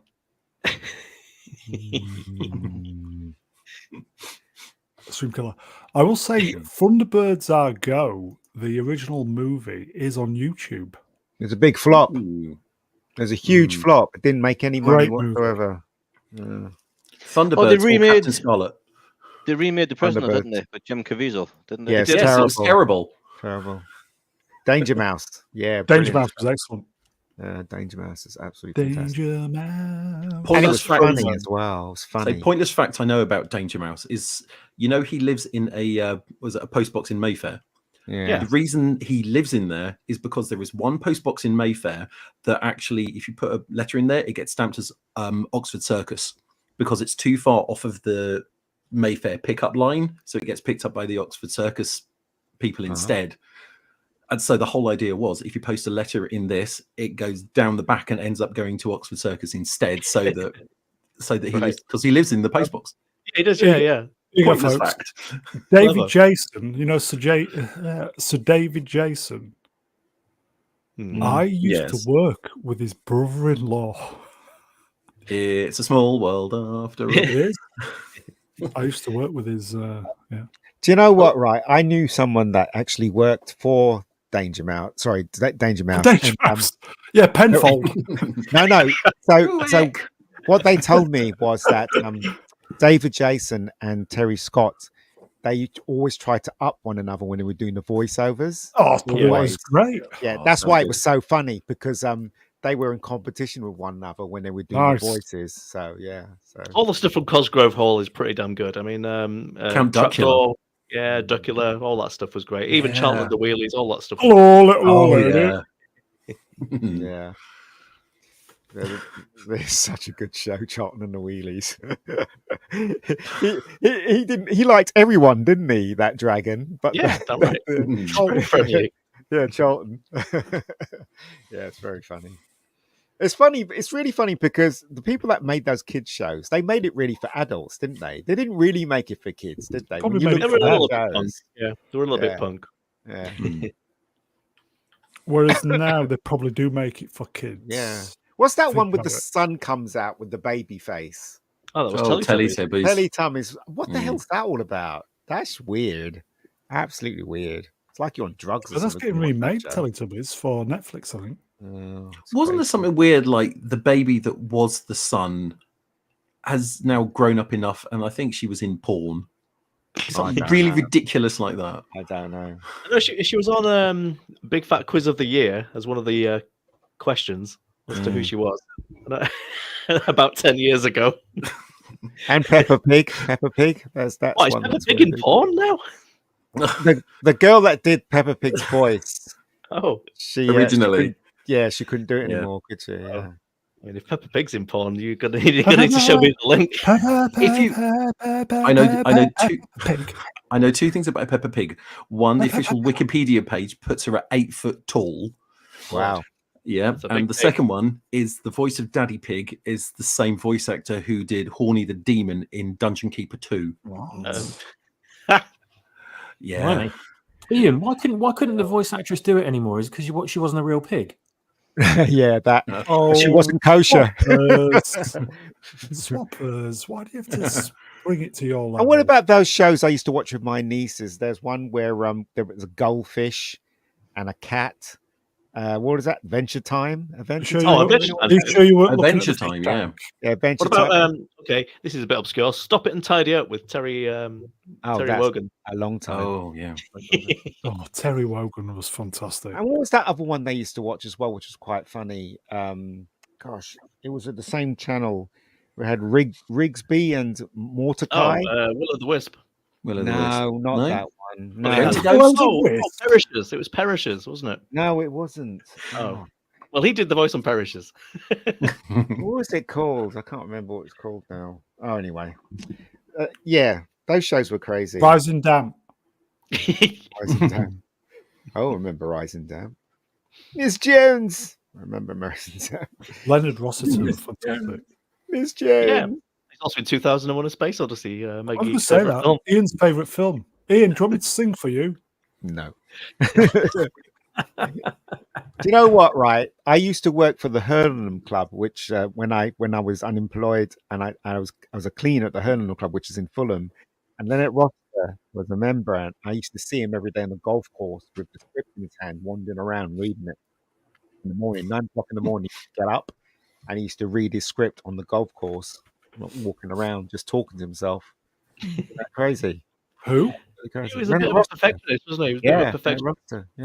Yeah. That's what Dean Martin used to do for the Dean Martin show. He would get his script on a tape and he would just go and play golf and listen to it on tape. Here's a question here for you, Ian. What's that? Sword and Storm Wrench had a job when he was unemployed. Well, I wasn't getting paid for it. I had to do it.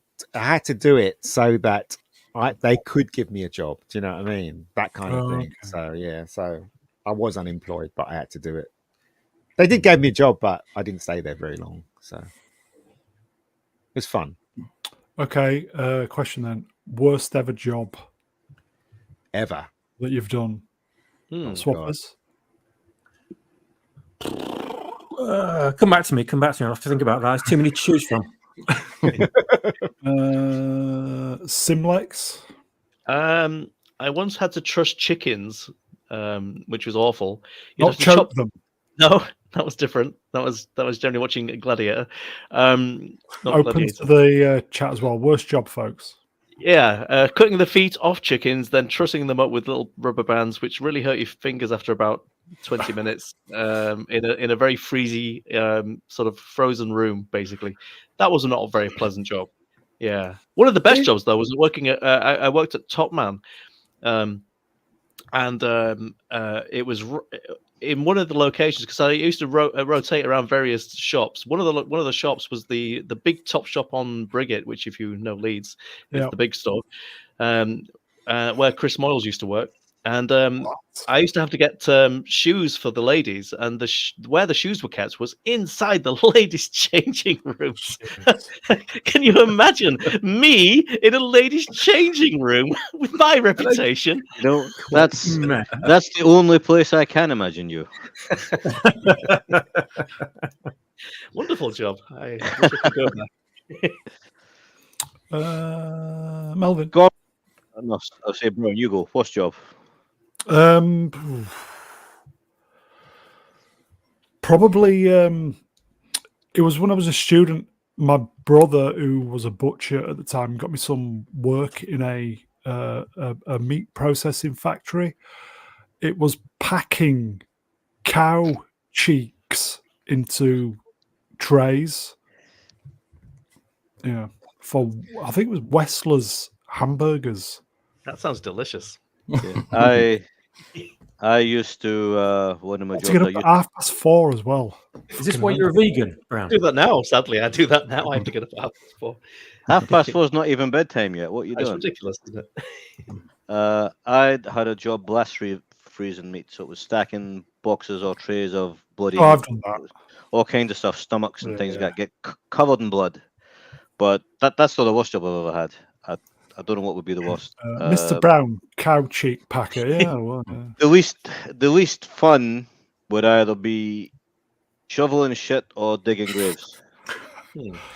Better than packing fudge. Indeed. Well,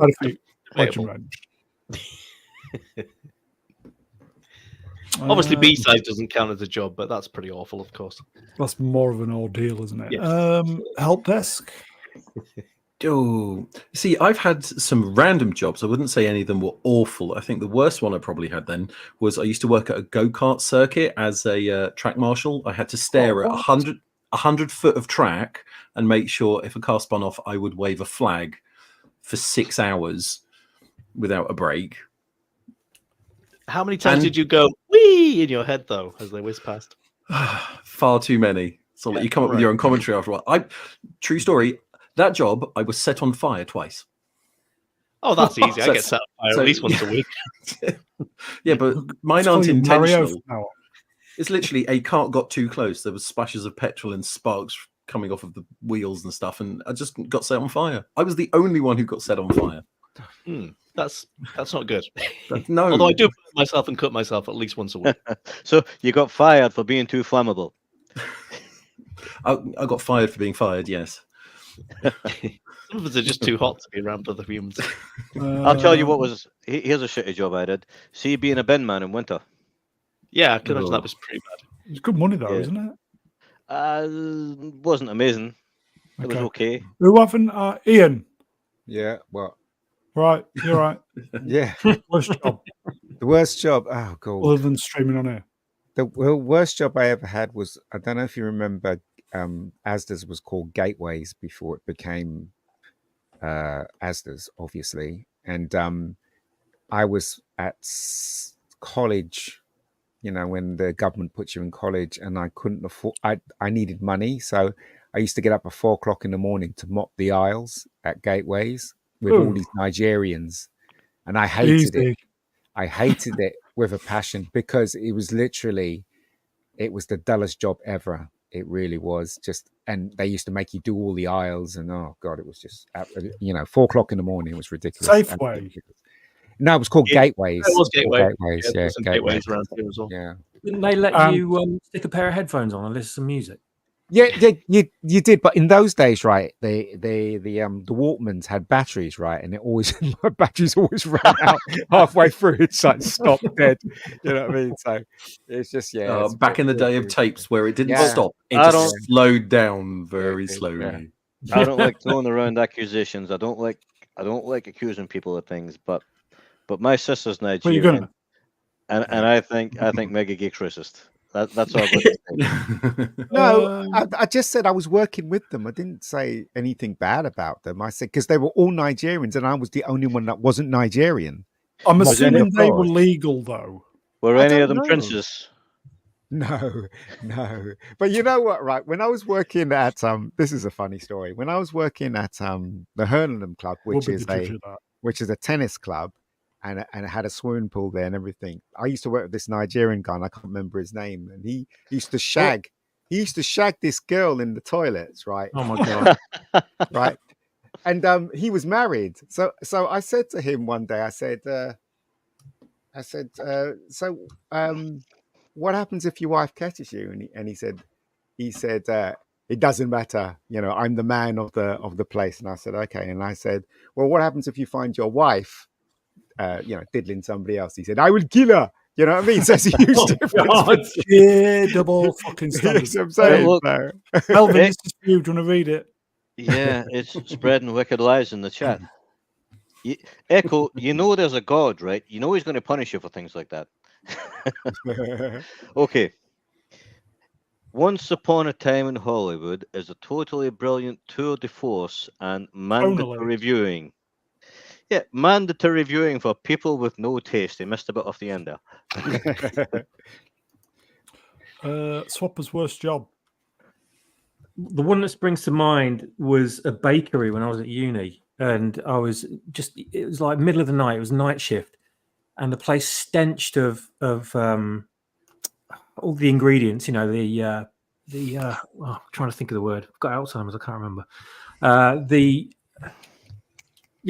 main ingredient, the stuff that makes bread rise, that stuff. Yeast. Yeast. That's it. Yeast. Thank you. Yeast. Well, it could have been for all I know, but it was making me sick, and I just couldn't handle it. After a week, it was like making me retch. I just walk into the building and just smell the yeast. But I had to get on with it. Just had to get on with the shift, you know. And it was like baking hot in this, like next to all the ovens, and you were just shifting stuff, putting stuff in packets, carrying stuff around, putting stuff in plastic trays ready to be delivered. And I absolutely used to love bread until that job. And then and that smell of fresh bread, you know, everyone loves it, don't they? If I smell it now, I want to run out of the shop and puke in the gut. It's like me with lamb.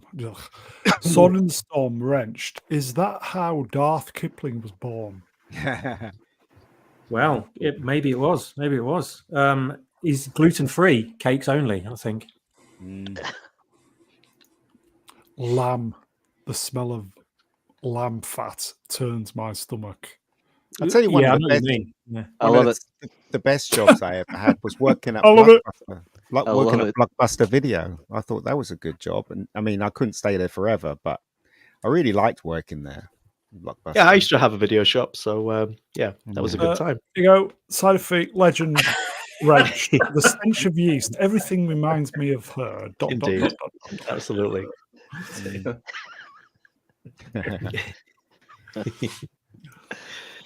Here you go. Confirmed. Atom Gray likes to pack fudge. I was night janitor. That's cleaner, everybody, for the Brits at Ben and Jerry's. The smell of old fudge and ice cream in the bins was.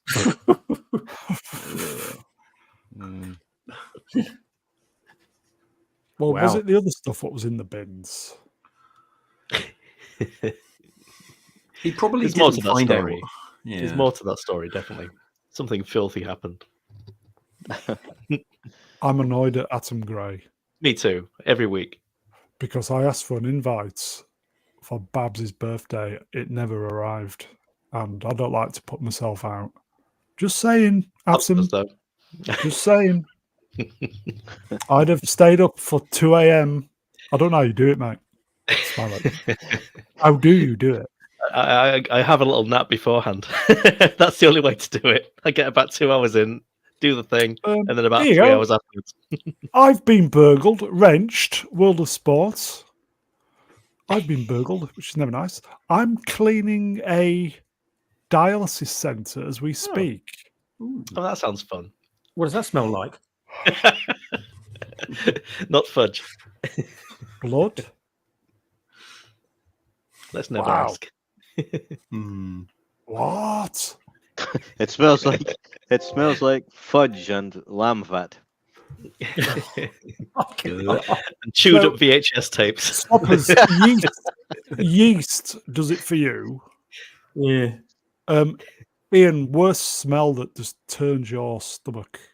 It's I had a job shooting operations for 6 weeks at Charing Cross Hospital, and the smell of the actual body and when it's being cut open, that smell will never leave me. Seriously, never ever leave me. It's horrible. Yeah, that's the worst smell. I'm going to agree with that. Well. The worst smell is death when something's been dead for a while. Yeah, it's horrible. In true Helpdesk fashion, that is called cadaverine and putrescine, and somehow you are genetically marked to know exactly what that smell is and to never forget it. Yeah, because I've smelt it, and I can tell you it's burnt into the back of my brain. It's awful. Here you go. I've been burgled, which is never nice. Blood and cottage cheese. What together? How did that happen? There's a story behind that. Heston, that's like a Heston Blumenthal recipe. Sex game gone wrong. It's horrible. Melvin, did you say yours? I'm old. I can't remember. What? Worst smell that turns your stomach. Smell? No, I'm with Mega Geek there. The smell of death. It's bad. Like rotten dead things. Rotten dead mammals specifically. Yeah. Symlexx. I don't like the smell of my jokes. I don't like the smell of fear. I've no clue. I've got. Do you know? As I've got older, my horrible gag reflex is much worse than it ever used to be. Everything just turns it these days. So. Here you go, Brown, how bad do you think, or what do you think Brie Larson's feet smell like? I'm sure, like death. Blood and cottage cheese. I'm sure Brie's feet smell beautiful. It's just they look horrendously bad. Yeah, they probably smell like lavender or something. No, they Sunshine don't. and happy days and things. Smell better than they look. Yes. Here you go, folks. Vam Bionic. Old piss and shit when I worked with old folks in the hospital. Yeah, don't get that yeah. An old people ward has a very specific smell, and a stale smell of something. Impossible to describe, but it is just disgusting. Mm-hmm. Oh, here's one. The trains in Glasgow. It smells like urine and asbestos. Oh, what a lovely combination. Scotty Romeo 37. I show up for 5 seconds. Yeah, where you been, you bastard? And you guys are still talking about Brie's feet. Get new material. Yeah. Hello, Scotty. Tried and tested, mate, you know? Old reliable. One of 5 gags. I did prepare some slides. Going in. Go But for what it. I'll Like do this? is, I wouldn't. Nah, I we're was. fine. I wasn't going to do them, but I'll totally derail the stream by doing this. Doing them. Do them. Huh. Happy birthday to Oh, actress happy birthday, Brie. Brie Larson. How old 10-1. That's 110. How old is she? 1989. How old is she? Favorite films: Marvel and Kong. She's 35. 1989. Really? She's 35, that right? young? Oh, What- Brie. How old is she? I'm not thinking of 35. 35. Okay. Brie. Do you Brie know in the- whose birthday it is today? It's Gandhi's birthday. No, we're talking about Brie Larson. You don't want. You Who don't want to had talk worse about feet? Listen, well, there is a clear Gandhi's flip flop.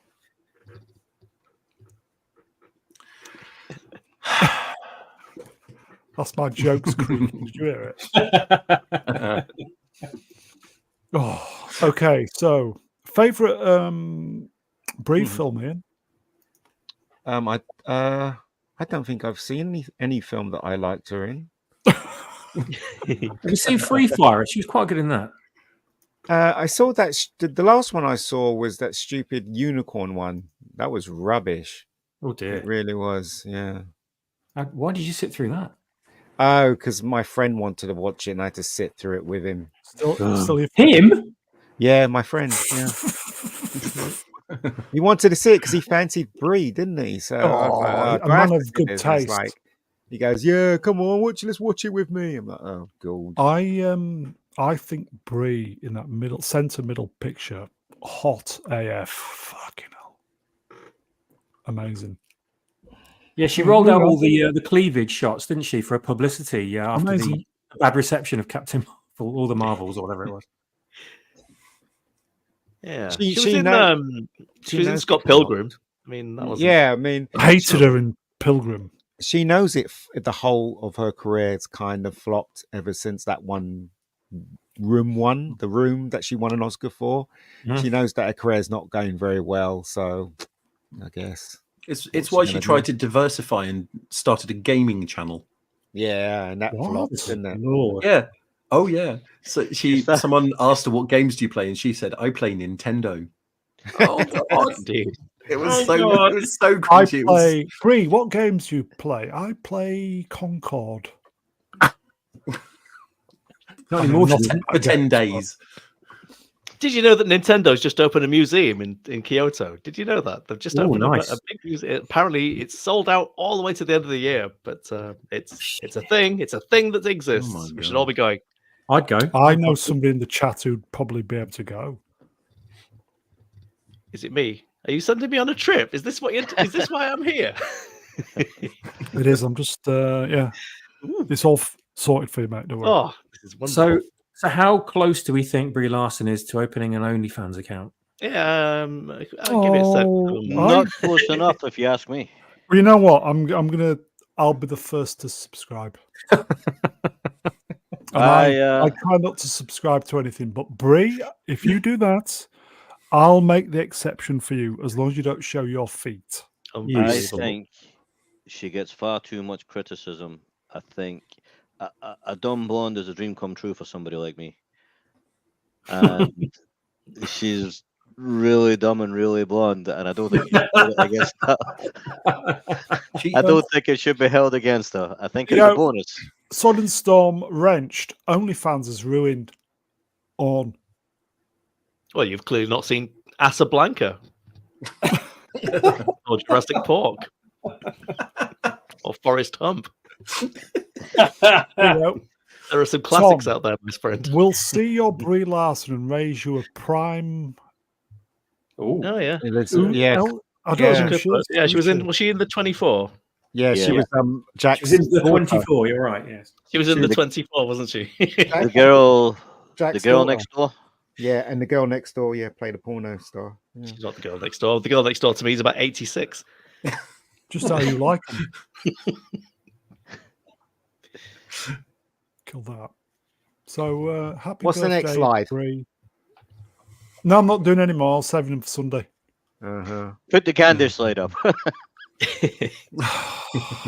Do you want some more slides? Go on, go on. We've been doing so well. Have we? Good lord. Oh, I thought so, no, because I've said nothing. I'm just scrolling through. Just amuse yourselves, everybody. Oh, yes. John Amos has sadly passed away at the age of Right. 84. Stop bringing up the dead people slides. Bring up the alive people slides. We had this Sunday. There was no energy.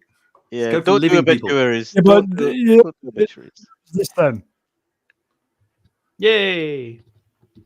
McDowell's extends its deepest condolences to the family and employees of its beloved franchises in Queens. Cleo McDowell. He was in a long-running sitcom, wasn't he? In American, I can't remember what it was called.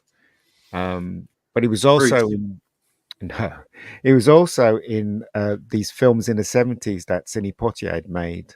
He'd starred in a lot of them as well, and they were really big with the black community in America. Actually, in Hanover area as well. You guys probably never heard of him. Anyway, I thought I'd mention that. I killed that one here. I was going to say he was he in the West Wing? Die Hard No. 2. He's Die Hard too, yeah. Was Definitely. he? Die Hard 2. Yeah. Yeah, he was. Full House. He was in a film called Let's Do It Again, which is directed by Sidney Poitier, which is Good really Times. Yeah, Good Times. I had to. Yeah. Yeah, the West Wing. Okay, I killed that one. This is going very well. I know I shouldn't have. Here you go. It was in Beastmaster and Coming to America. He wasn't Coming to America. Don't know about Beastmaster though. Americans would know if he was on Beastmaster because it was apparently on TV about every other week. So Wow. I'm sure it's pretty much ingrained in a lot of American people into their hearts. Okay, okay, we'll do this. Ooh. John Wick is coming back, 10th anniversary in 4 weeks. Everybody. Ooh. That's because I don't care. the cinema's got nothing to screen. That's why it's coming back. I think it's Lionsgate who's putting it out, though. Yeah, well, the thing is that, as I said, they've got nothing to screen, and they think that if it's the X amount of anniversary of so and so, people will go and rush for us to see it, but they won't. A few people will. I might go and see it. Actually, I think I may go see it if I can get a cheap ticket. Yeah. If it's on in the UK, I know it's definitely on in the US. I don't know about the UK, folks. It is a good film. It is a good film. Yeah, I enjoyed the first one. The first one's pretty good. I like the second one as well, to be honest. It's not too bad. But yeah. It did start to go off the rails. The last one certainly did. It was a bit too much of it, wasn't it? It was a lot. Too much stuff. It needed to breathe, and they didn't give us a chance to breathe. Yeah, I think I agree with that. Yeah. Was it relentless? Yeah, it was. If you saw the fourth one, it's just too much. Yeah, like Assmaster 4. They spoiled the format. Did you see the ad for Ballerina? Yeah, I saw it. I'm not interested. Shit. Anna de Anis. Come on. I know, but still, I'm not. But whatever. It's one of them just generic things trying to cash in on it. They play a well-known song, really slow, moody, and then they just say the stupid same old lines again. They killed my father. It's always they killed my somebody. You know, dog. It's like, oh god, here we go again. Here we go again. The same old trailer. They just rehash. It depends how much money they've actually spent on it as to whether or not it's going to be worth it. If they spent sort of like 50 to 100, it'll probably make a profit. If they spent sort of like 200, it won't. True. I am kind of tired of the trope of 80s and 90s songs getting repurposed and slowed down a bit. It's just, god damn it. Every trailer, isn't it? Every trailer. Really, even the latest Marvel thing had the Pixies on it. It just there you go, upset folks. Thinking man's joke. Common people wrenched. Give him a glue gun, and it's John Wick. I like Absolutely. Head of MFI. If Disney or Marvel bought it, it would be John Witch, wouldn't it? Yes, it would, John exactly. Lesbian Space Witch. Would you like another slide? If it's on in the UK, I'm going to go see it. It is. It's on the UK. Oh, is it? Yeah. Right, excellent. I'm going to go see that. Hmm. Right, okay, another slide. This has been the main news this week. It's almost there, everybody. It's there. Somebody set up a $100 million GoFundMe to fund the Acolyte season 2, and at the time of grab, $10 had been raised. Yeah, no, right. Don't knock it. Everybody who watched the Acolyte has donated. Yeah. So what, do we know what it's at now then? Go on, you're a man of figures. Go on, Helpdesk. Find out what it is. I'll have a look. $11. So what are they raising? Is it 180 million goal? Yeah. Yeah. Probably How got long that by the though? week. How long have they got to raise that? 200 years.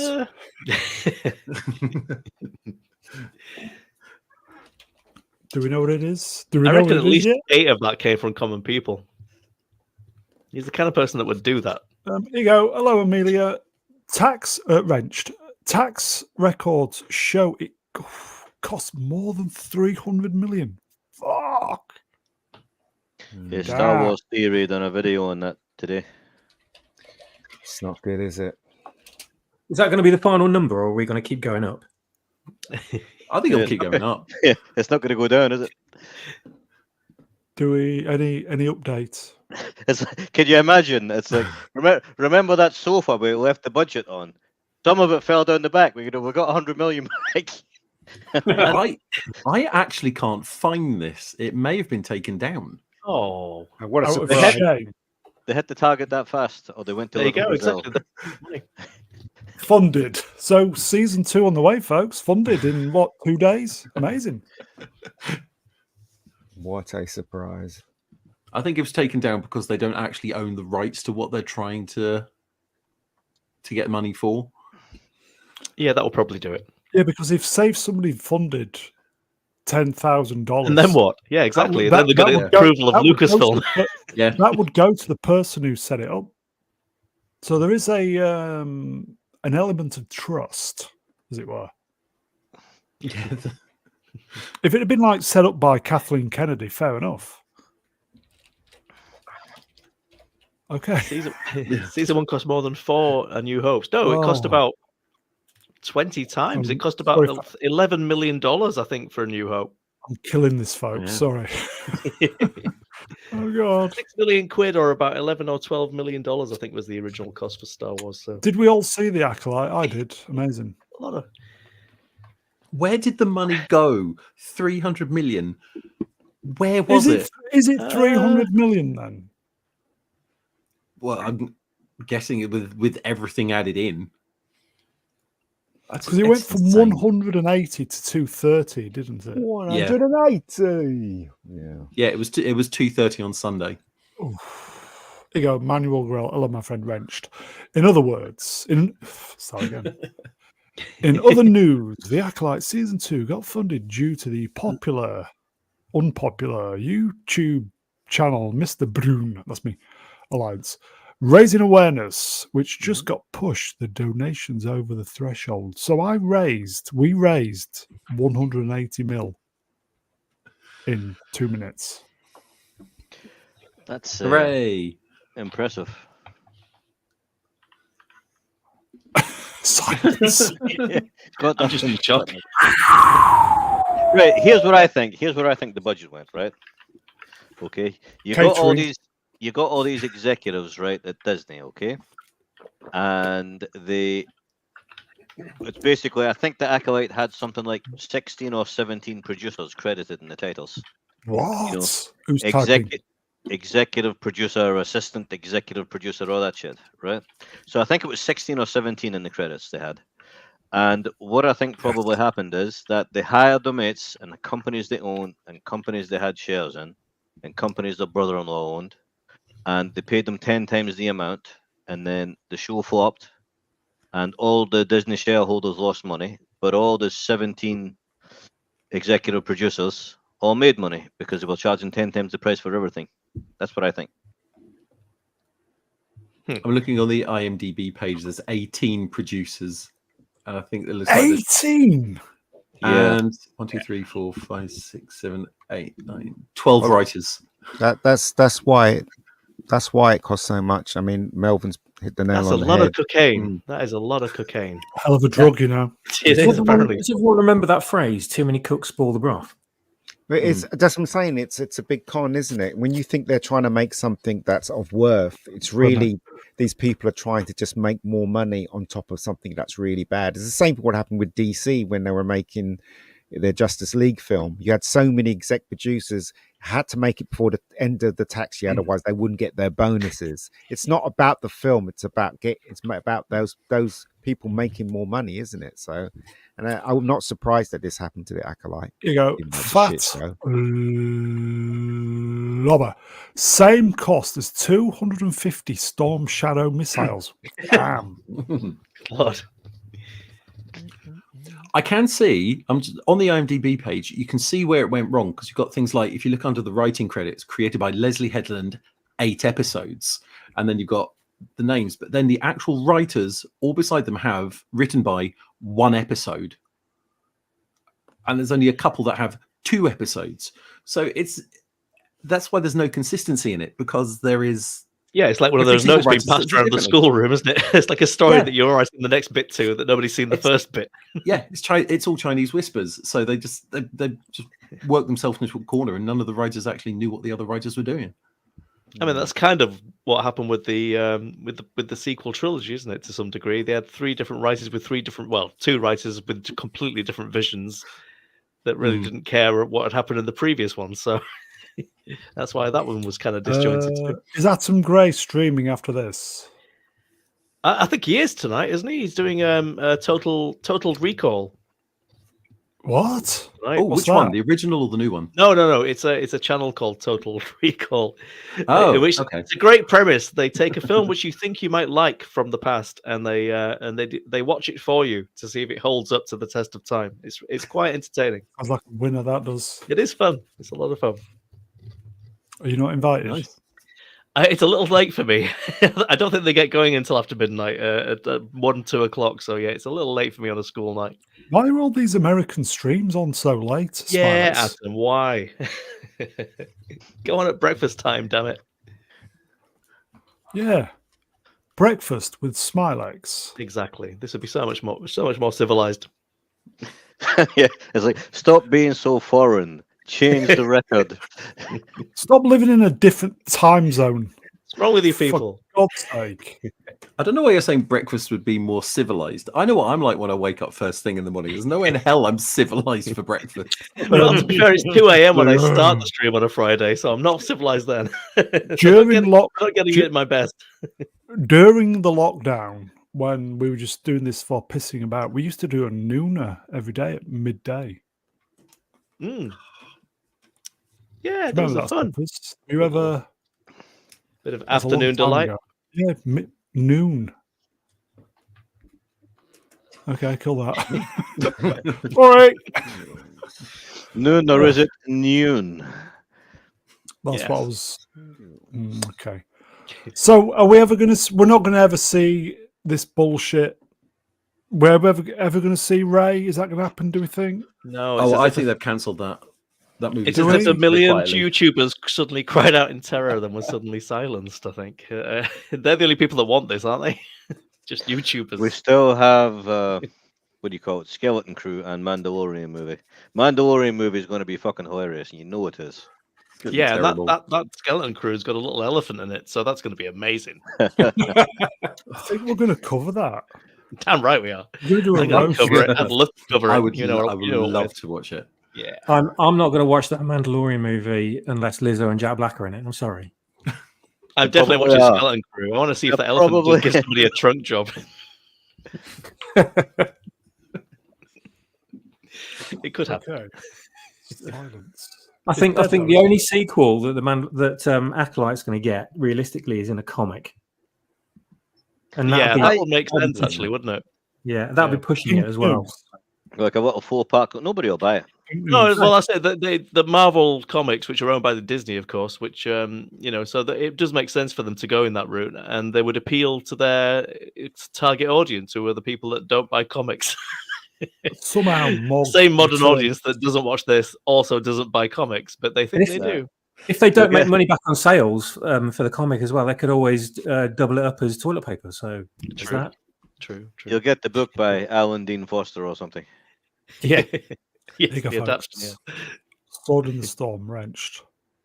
I'm not watching any more Star Wars. Ian, what do you think to that? I agree. I'm not watching any more Star Wars either. Watch the originals though. Yeah, apart from I did see I saw Empire Strikes Back in the cinema. I didn't want to see Star Wars because Ian told me that it wasn't the original. It was. Yeah, it needs to be the original. Yeah. Well, they're not going to show Addy ones, are they? So it has to be the original. Even watching the Star Wars at the theatre the other week, while I enjoyed it, there's like a bad taste about it now, and it's tarnished forever. Yeah, but the thing is, though, if you feel that way, then they've won. No. I can watch Star Wars, and it doesn't. None of that shit bothers me. Yeah. Before Disney bought it, I always thought, there was a lot of fan fiction out there and stuff. I never considered that as part of the continuity. And it's the same with Disney. I just don't consider it as part of real Star Wars. It's just some clowny stuff that some people have done that haven't got any clue about Star Wars. As it's all set after the originals, it's very easy to disregard it. It's very easy to say, for me, it stops here. Same here, yeah. I can take it up as far as Rogue One, and then... Yeah, Rogue One wasn't too bad. As I said, I won't let it spoil my memories of Star Wars. Same thing with Doctor Who. This shit that they are calling Doctor Who, I will not let it spoil the classic and the 2000 Doctor Who.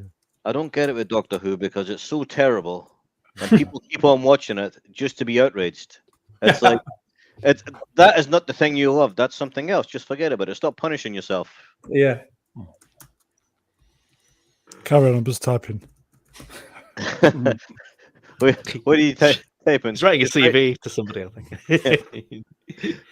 Updating his LinkedIn. I'm just typing a little message, appreciating the wonderful people in the chat before we leave. Yeah, they are wonderful. They are quite wonderful. Yeah, because they literally it was 2 minutes. We said we're going to stream, and we were there. And some of these people are more wonderful than others, though. It's amazing. I don't know about common people. No, I hate that one. He's awful. Yeah. Get rid of him. Do you think we've got more viewers than the last episode of Rings of Power?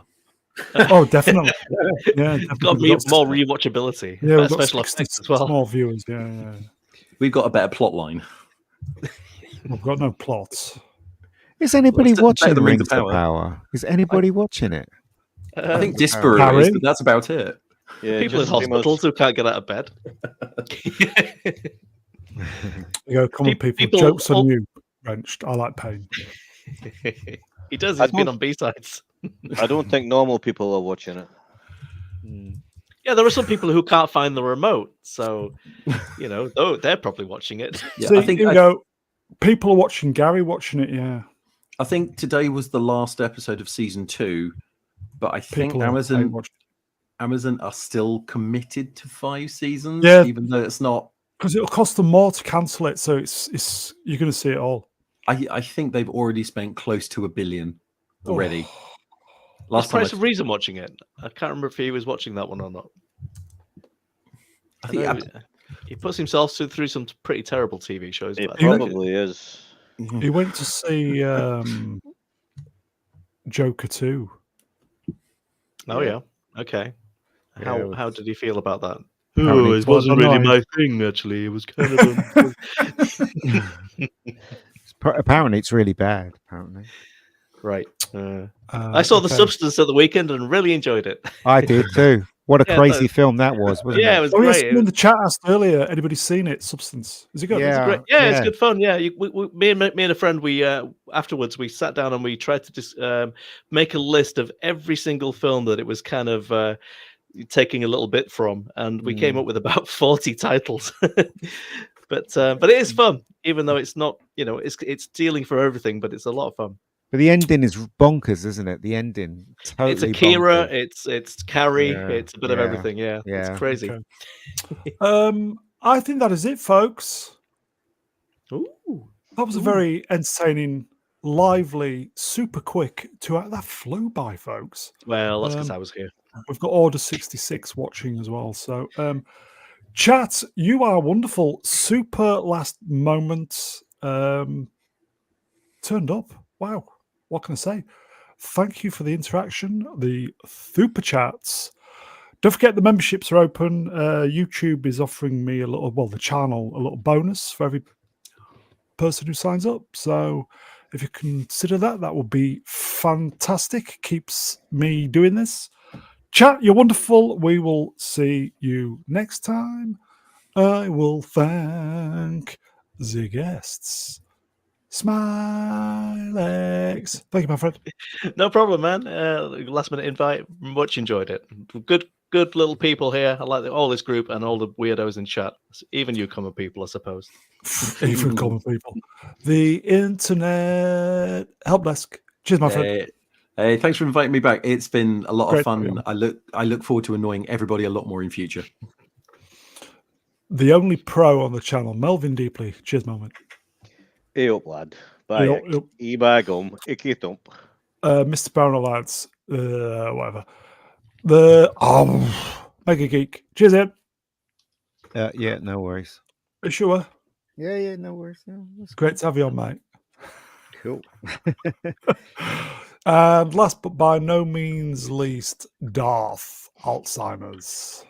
You're very welcome, Brown. Thanks to everybody. Thanks to this impromptu stream. It was good fun. Chat's always a good laugh as well. Thanks to all the guests, and it'd be nice to do another one sometime. I will say Star Trek 6 may need to redo it because I've got I'm going to send some emails, so watch this space. That is it, folks. I think who's doing his thing? Atom doing his thing after this. Yep, Atom's doing a thing. Yeah, Blade Runner. Open bar tomorrow. Been modding, I think. What else are we doing? Sunday. That's all I know. Okay. Wayfarer project in the chat, dude. So what happened to your house? Looks awful. Are you okay? What happened? Yeah, he was in the eye of the. He was in the eye of the hurricane. Terrifying. He said he's never been blown so hard in his life. Oh man. Okay. So jealous. Nearly got. I'm going to be here on that. Nearly got hit by a tree. Jesus. Wow. I'm surrounded by squirrels. If that helps, I just want to let you know. God. Shit ton of squirrels around here. My nuts are not safe. And on that bombshell, take care, everybody. We'll see you at the weekend.